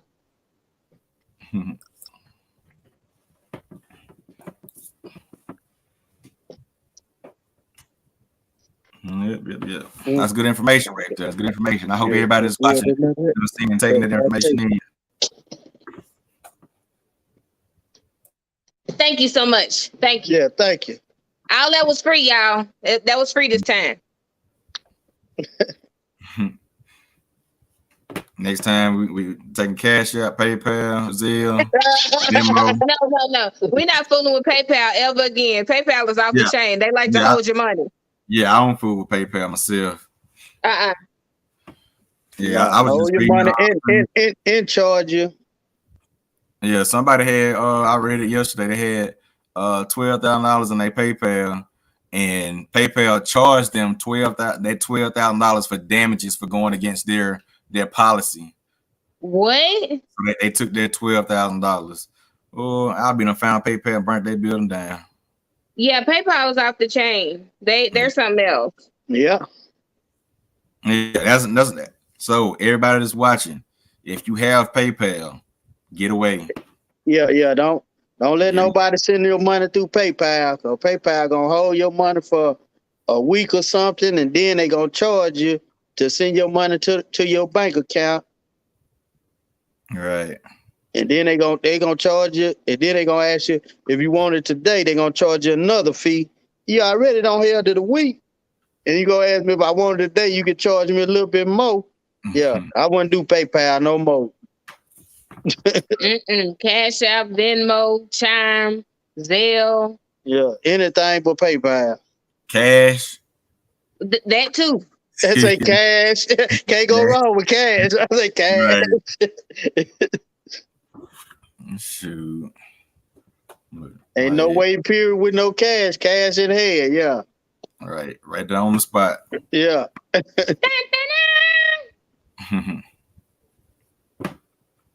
But yeah, man, we've been on here for 2.5 hours. As y'all know, man, we're gonna do this every Wednesday at 6 o'clock. Make sure y'all stay, stay in the loop. I'm gonna be trying to do put out more information in a timely manner.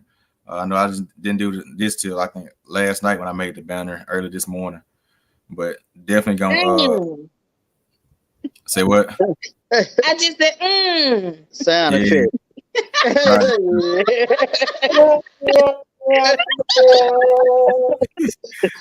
So I got to get on my P's and Q's on this a little bit more, which I got the time to do it now. So definitely gonna do it. Matter of fact, I work tonight. I got to go to work at 11, so I'll be making a banner. I'll give you guys about our next topic, and I'll make a banner for it while I'm at work. I ain't got nothing else to do, but we'll definitely be doing a lot more of these talks. We don't, like I said, we've been on for 2 hours and 35 minutes. We be hitting that 2 hour mark when we don't miss it.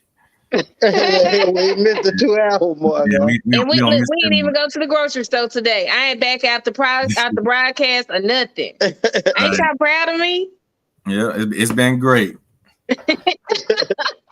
Yeah, she just been working the whole time. Mm.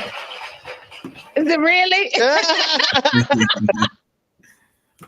Yeah, it's been a good one. I appreciate everybody for over here in the comments that's done tuned in and done stay with us, because I know Loso and Hearing, I know y'all still on. I know y'all done been since the beginning of the video, so appreciate y'all for being on here for the 2.5 hours with us. You know what I'm saying? Thank y'all. Yep, thank y'all. Love right there. We appreciate it. I ain't gonna hold y'all too much longer because I gotta go and handle my own business, because I gotta hit this highway the next 30-40 minutes. Yeah, And just the PBBK gotta eat. yeah, I gotta eat. Gotta go get 2 from work. Yep. But man, if y'all can, make sure y'all like and subscribe to everybody on here. Also go ahead and follow EAR Bullets if you don't.